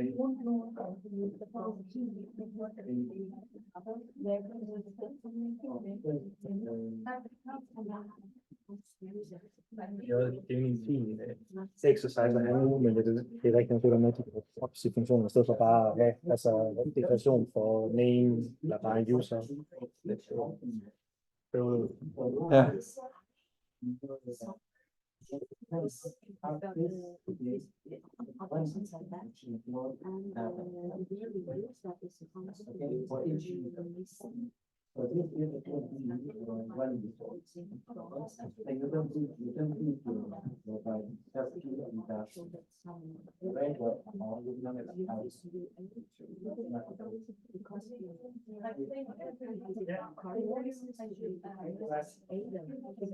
See you.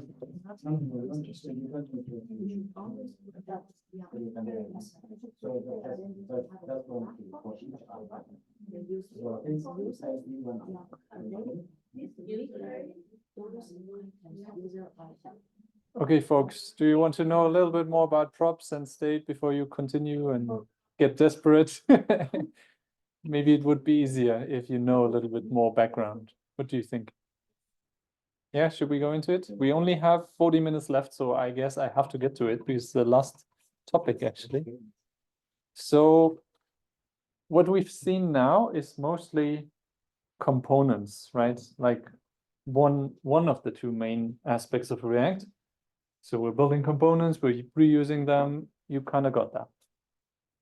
The other thing is reactivity.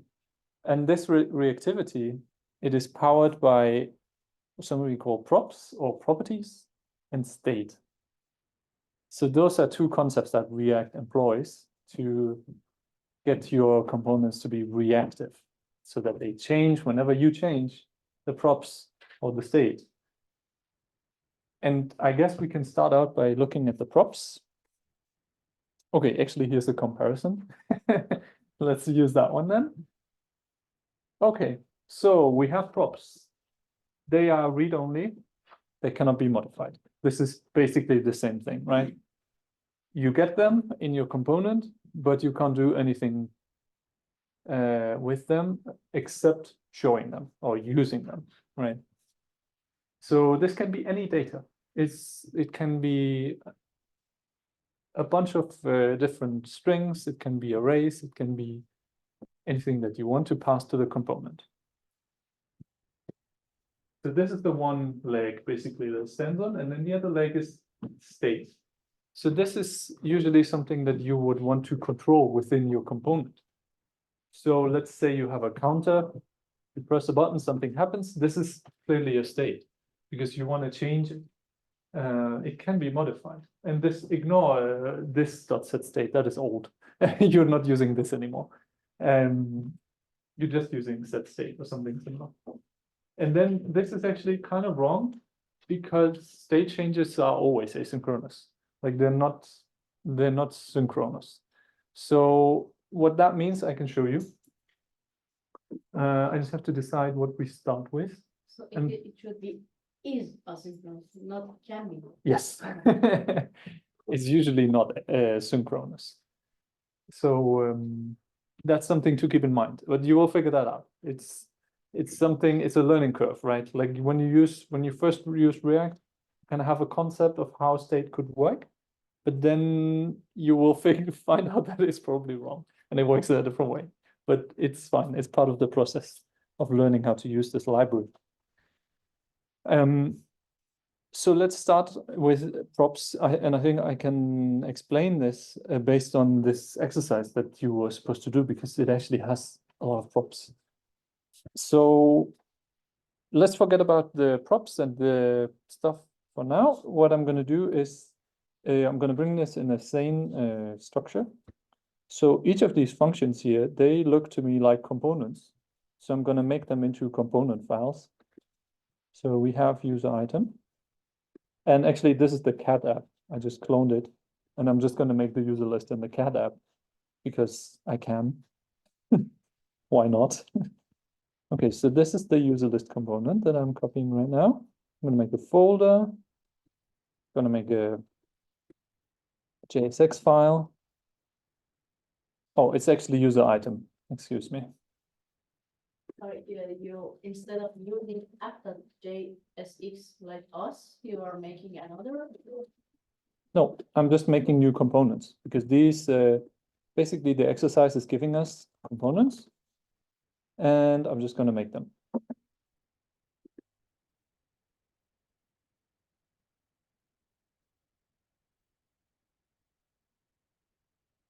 Okay, user list.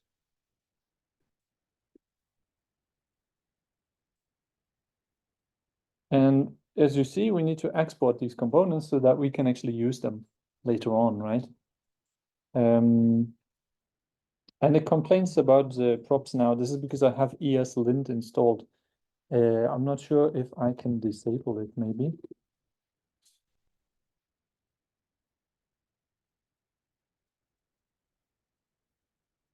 Ooh, maybe if I delete this file.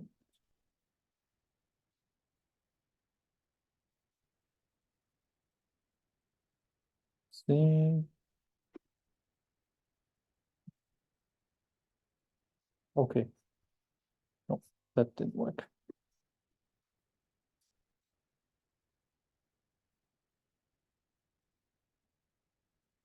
Jesus.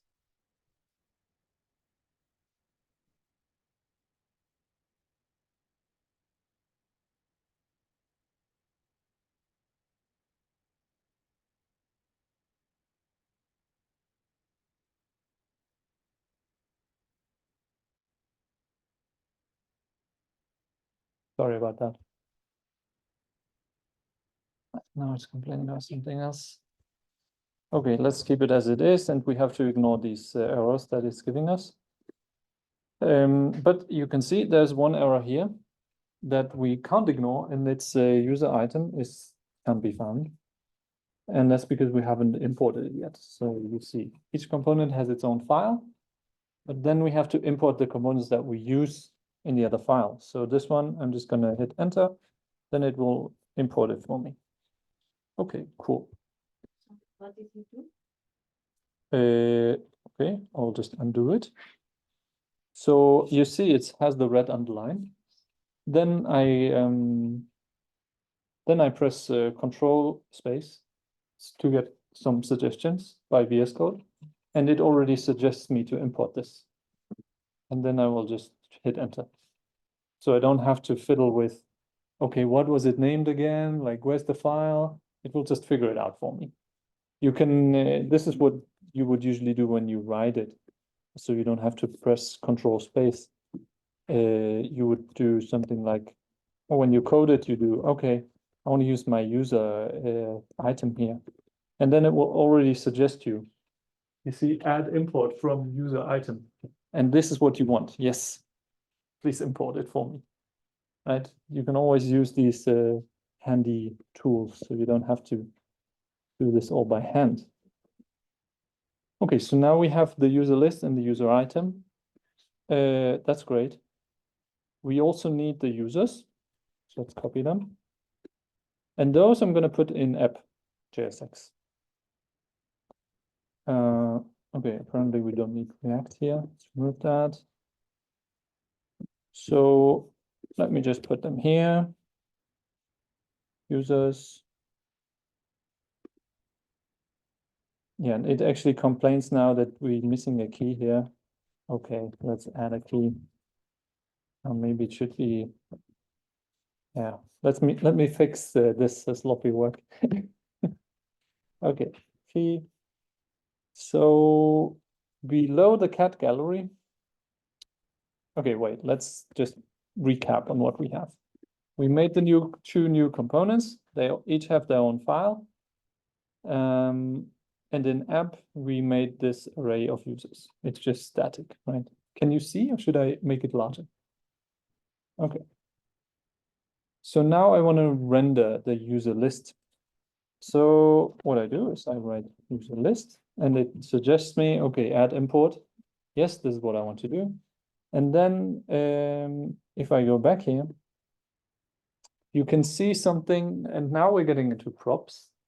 You can see that this user list function, it receives an attribute called props.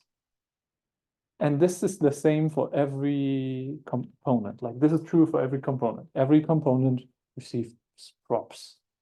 And the props are basically what the parent is giving the child in terms of knowledge. It's like the parent component is like, okay, this is what you know, right? And then the child component can do whatever it wants with these props, but it can't change them. They can only be changed from the parent. So in this case, our user list component expects to get some users within the props. So let's do that. The representation of props on a component when you're using it is the same as HTML attributes. So we just write users. And then we put the users variable here that we defined up here. And then we're going to close this component. Okay, now let's see if we can see the user list. Yeah, and below here we have the user list now. That was pretty easy. Now we get to the more difficult part, I guess.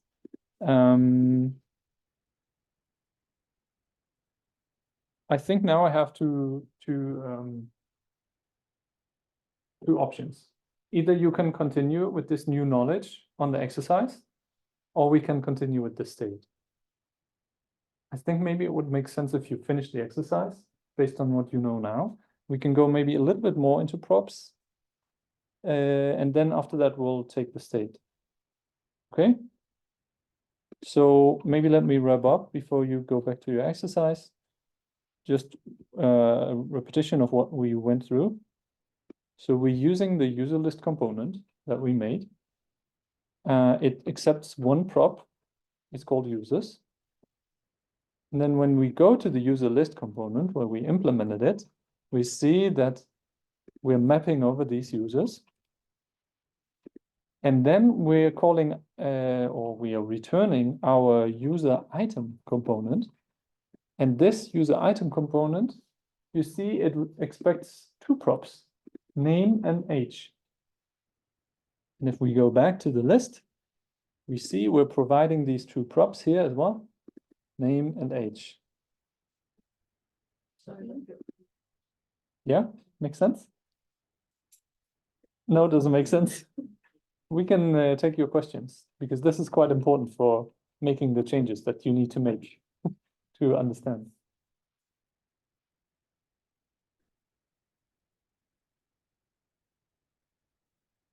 We have a user list, and then we have user item under user list. Yeah, so we're rendering a list of user items in the user list component.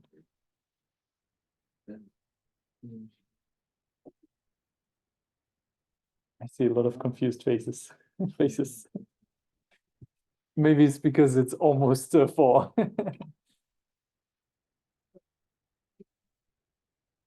You're confused about import export. What exactly is confusing about that? If you go back to add, Yeah. what do we merge here on the whole company side? So we import the user list component. Why do we want that user list? Yeah, why we don't put our user list in user list and just export it?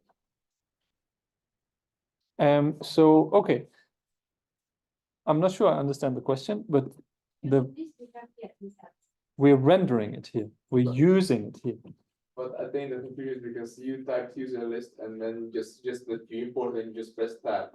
So you Yeah. see how you import it, but it's imported in this file. If you go up in the file, it's imported there, but it's implemented in the user list file. So you are right about that. So the component lives in the user list file. If we go here, And it's exported there. We see it here. export function. so we define the component user list in the user list file. It's like a function, right? It is a function actually. Just think of the component as functions. So we're defining the function user list in this user list file. And then in app.jsx, we want to call the function. And the way that you call a component function is that you write the component into your tree. Does that make more sense? No, okay. 1% more, at least that. But that doesn't confuse you the fact that we don't have at the bottom of the file like export default users list or something. We do have export default and Okay, but this is the app component now. Yeah, so in each component, you need to export something. And the reason why I don't do default exports is because they suck. So I don't use them. But you can use default exports. They're the same. It works in the same way. From each component file, you have to export something. In this case, we're exporting the function user list. And then we can use that function here in our component by calling it that way. Importing it. Yeah, and importing it. Yeah. If you don't import it, it will complain.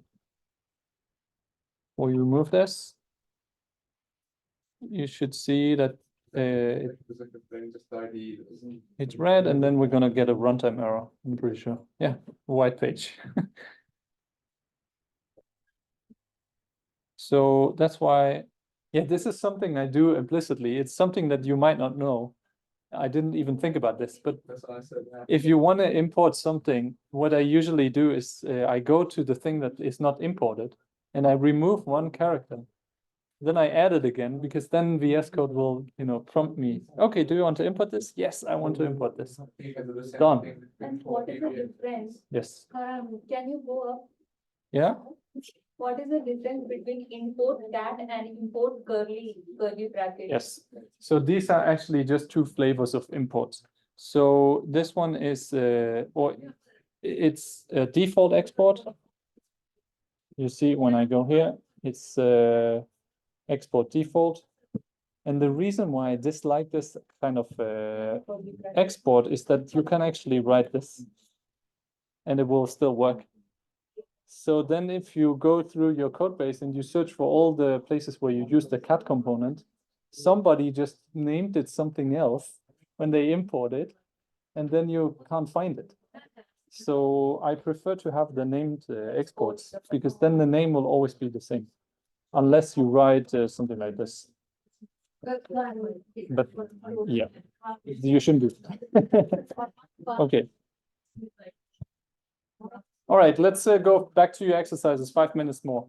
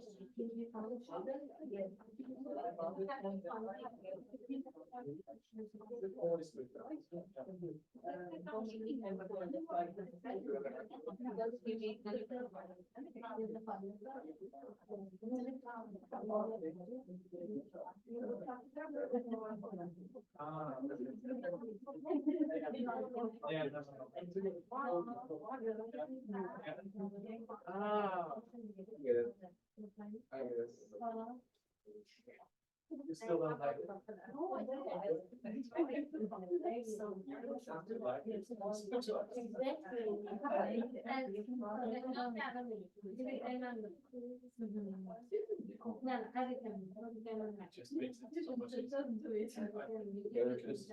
You get so confused with, oh, where did I define the props with this component, this component? It's all in one file. Right? This is the whole point of React. Put every component in the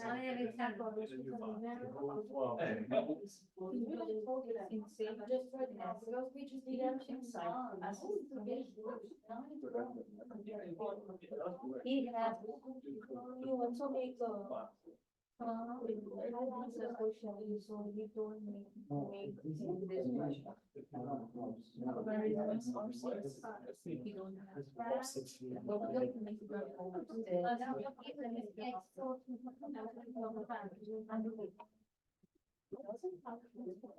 You have, see you.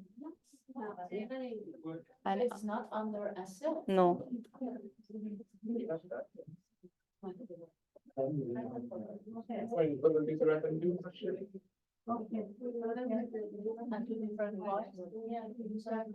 Here it is. That's good.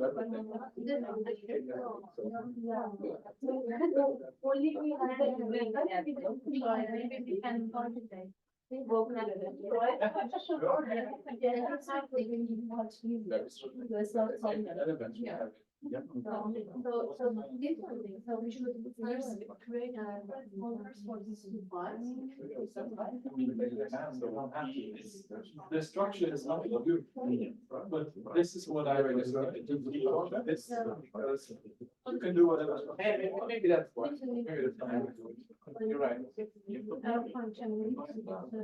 Want to have it easy, copy the same structure.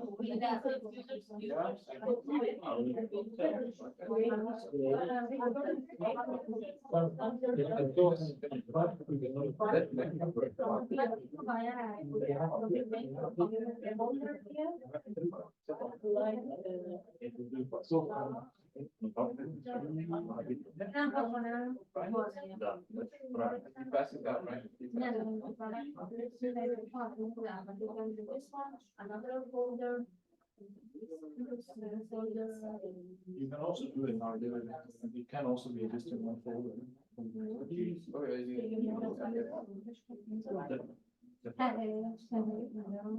No, I'm just telling you that there are different ways to do it. There's no right or wrong way to do it.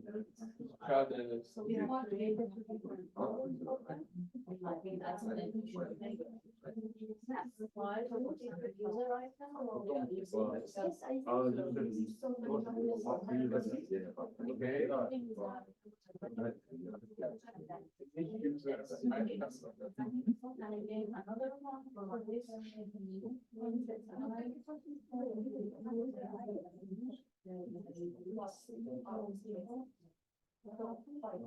Question? I just like how you smile. Oh, yeah. We have one here. Okay.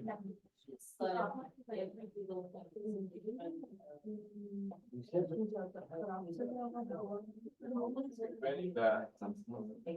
What you don't put as media, all of this, right? And request that each of these things goes to the key. Yes. That's good. No, actually, that's not what I requested. Can you go back?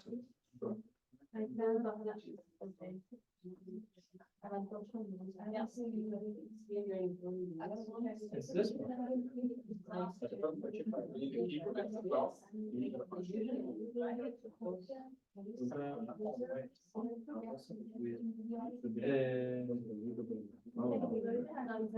Did you ask ID questions? Oh, you did not. Yes, so maybe if you add ID, you might figure it out. I'm not sure. It's a bit strange. The error comes from the wrong line.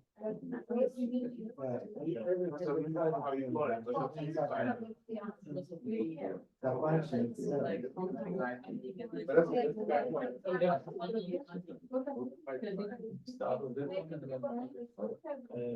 and then. Oh, yeah, you need. And of course it has to be.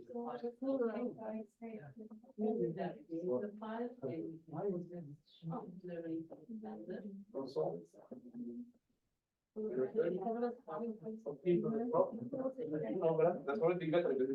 And then you like more space function. Like the. Maybe we need some, Yeah. let's take a. Like this. I have. Okay, but props, but we don't have. Like you can. Do you need that? I think you can remove this. Because we will figure it out. If you don't need this, I mean, if you give it Should this. be there, yeah. It should be.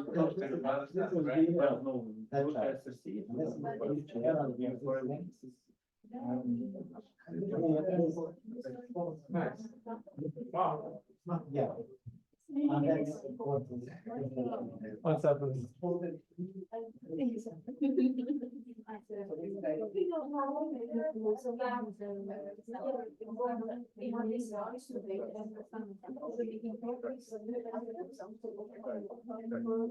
Only have to import that component that we use. In this file, which component are you using? They use a list of which component are you using?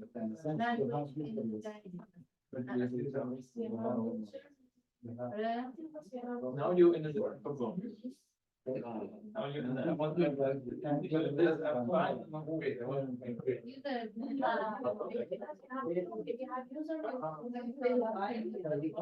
But why don't you have already added this in the app? Or a single file. I mean, you have to approach this at the same time. Or you need the different files.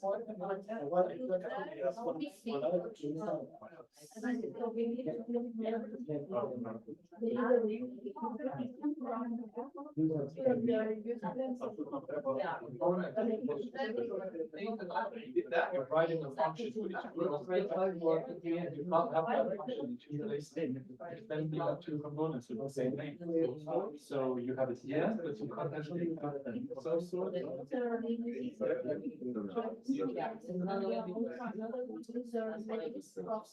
You have to remove one of them. So let's make a new folder. User list. Yeah, but now you Can I sneak peek on your code? This is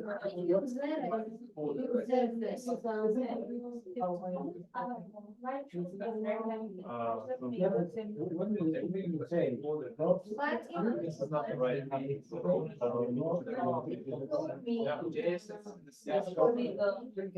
Show the error.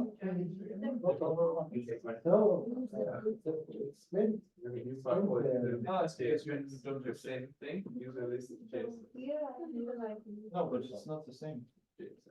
See?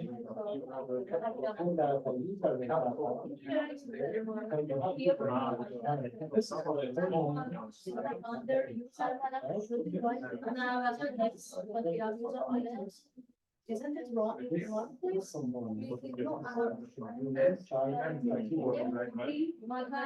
But what are you importing? Right now, because this is where you're putting it from. So what are you importing? The same thing. What do you call it? The source, you call it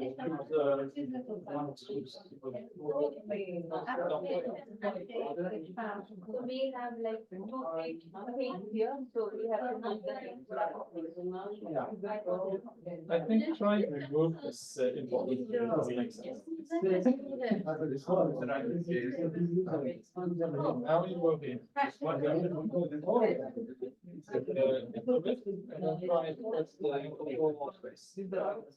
Yeah. So now it suggests try something. Now you see it's a capital unified. So it has to be exactly the same.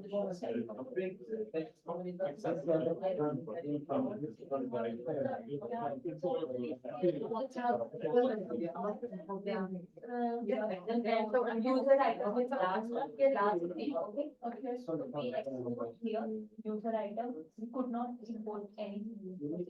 In the last item, we don't import anything.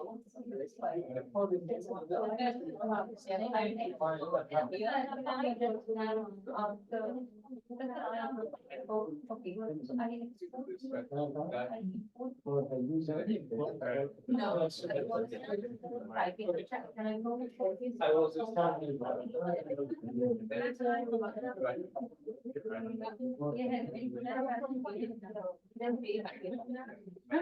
Okay, everyone, we only have 10 minutes left. We're going to talk about state in the next session. I just want to go back to import export because I think there's still some confusion about it. So if you think about the concepts of import and export, maybe you haven't, maybe nobody really explained it to you. But the thing is that if you have a file and you have something in that file that you want to use in a different place, then you use export. So this file, for example, here, user item, it could just have this function, right? User item. And it could just live happily ever after. But if I want to use the function in a different file, I have to export it. So the way I do it is I write export in front of it. So this is how export works. You can export anything from any file, and then it can be used in a different file. So now if I want to use this function in a different file, what I will do is I will write import. And then I will write what I want to import from where I want to import it. Right? So look at the keywords. You want to import what from where, right? So the where is the file path. So it's the place on your disk that the file lives. In this case, the file is user item, and it lives in the user item folder, and it's one folder up, right? So this is fine. So then I have to specify, what do I import from this file, right? In this case, there's only one thing that's being exported from this file. It's called user item. So this is the only thing that I can do. If I would be doing this, yeah, it doesn't actually realize that, but I couldn't use that. Like, it wouldn't work. Right? Okay. The errors are all very misleading here, but okay, whatever. Let's see if this works. No, it doesn't work. Import not found, cat. There's no export in the file. There's no export here in this file called named cat. So you can't import, you can't import the cat from that file. You can only ever import stuff that is also being exported, right? So in the file that you want to use the stuff that you exported in a different file, you use import. So you will never get in a situation where you write import user item from user item, because you're already, the item is already in this file. You don't need to import it from anywhere. You only want to export it so that you can use it in other files.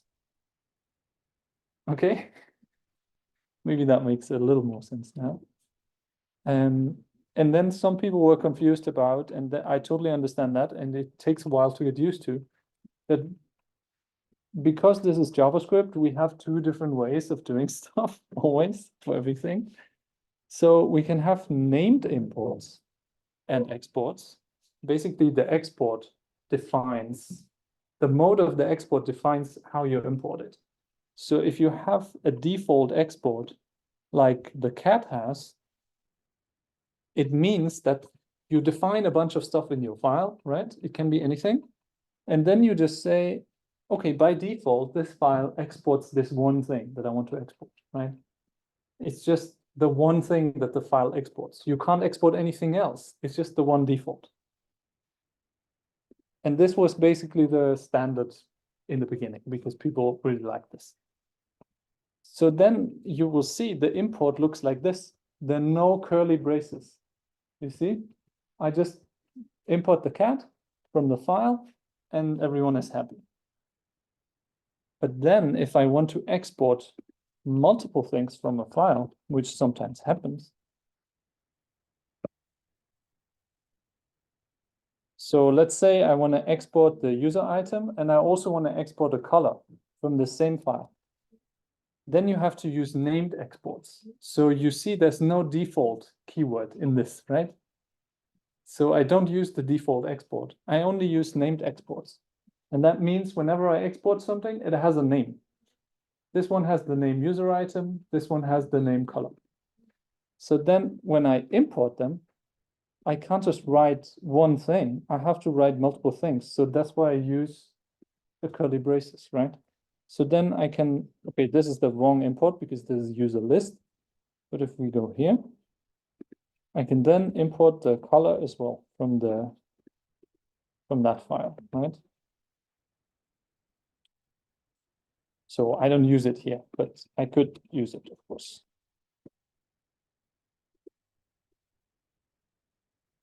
Okay. So now it prints red in the console because this is the color.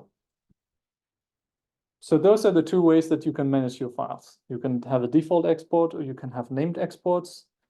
And you only ever import in the file what you export from a different file. Okay, great. Regarding the exercise, Regarding the exercise, should we go over the exercise?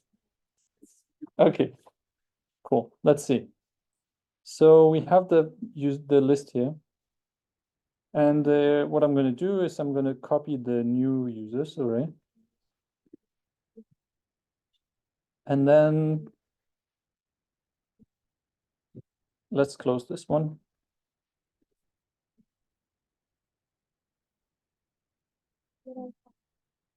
How do I close this?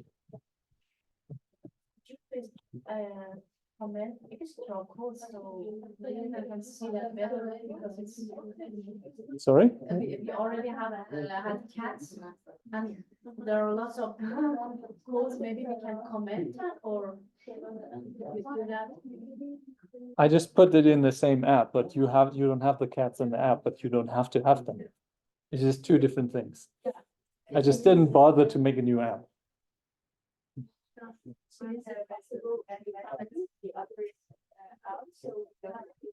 Okay, sure. Yeah, we can do that. Okay, so you have you all have the users array, right? And you take the new users array and you just replace it, right? Okay. I'm not gonna do that because there's a different way of solving it, but yes, I could add an ID. Great idea. Okay, so I put this into comments because some people didn't like the cats. Okay, fair enough. So now, okay, so now we have the user list and it looks broken, right? Okay, so let's fix it. So here in the app component, we are rendering, we're basically calling the user list function and it takes in the users. So do we have to change anything in this file? No, exactly. We don't have to change anything here because we're rendering the user list with a bunch of users and we just changed the users.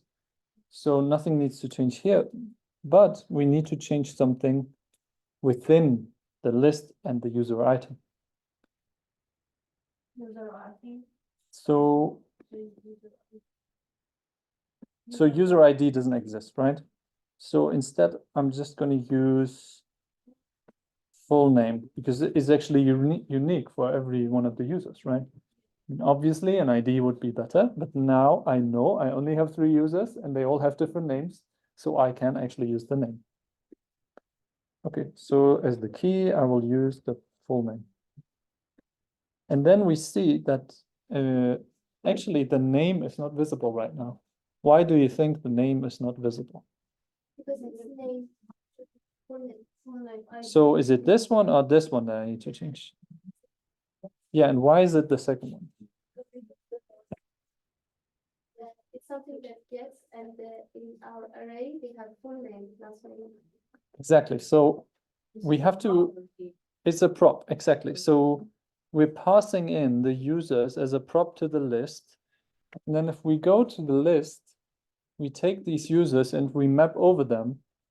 And then we give the user item a name, and that name expects in the user array to be a property name on the users, but there is no property name. As you can see here, there's only full name. So we change this one to full name. Okay, and do you think it will work now that we will see the name? Do we need to export? For reference, can Yes, it will work. And that's because just to fix this change in the name property, we actually don't have to touch the user item because it just expects a name prop and it doesn't really care what you put into it, right? As long as it gets a value, it will show the name. So now it works. And then I could even do something like this.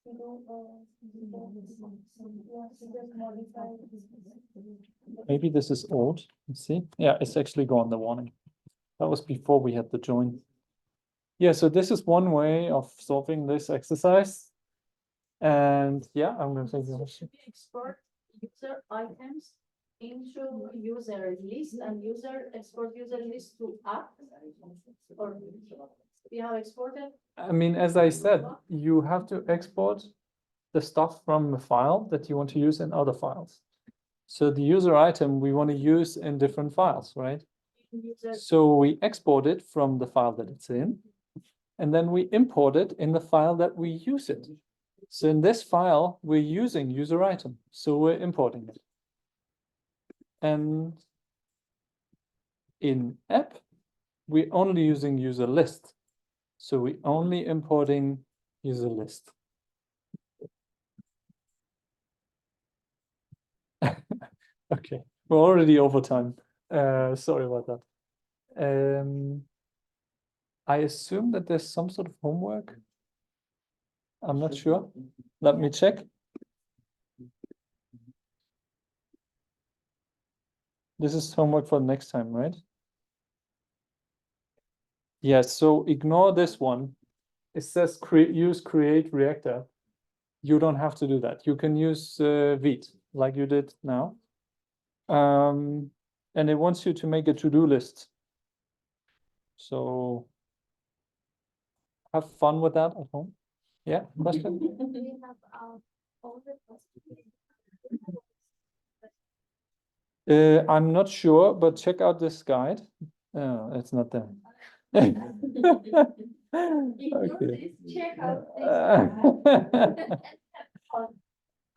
To be fair, I didn't edit this file. But somebody did, and somebody did a poor job, so we have to fix this. But I think you can find the homework guide by yourself. It should be fairly easy to find it. Look, I just want to ask.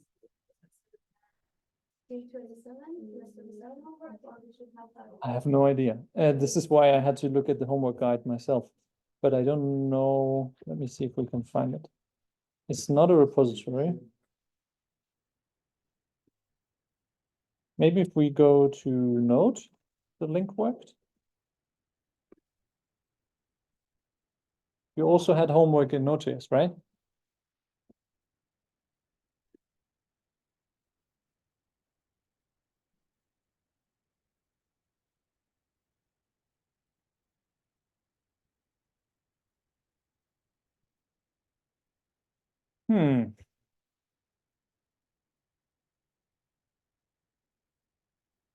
I think it's this one.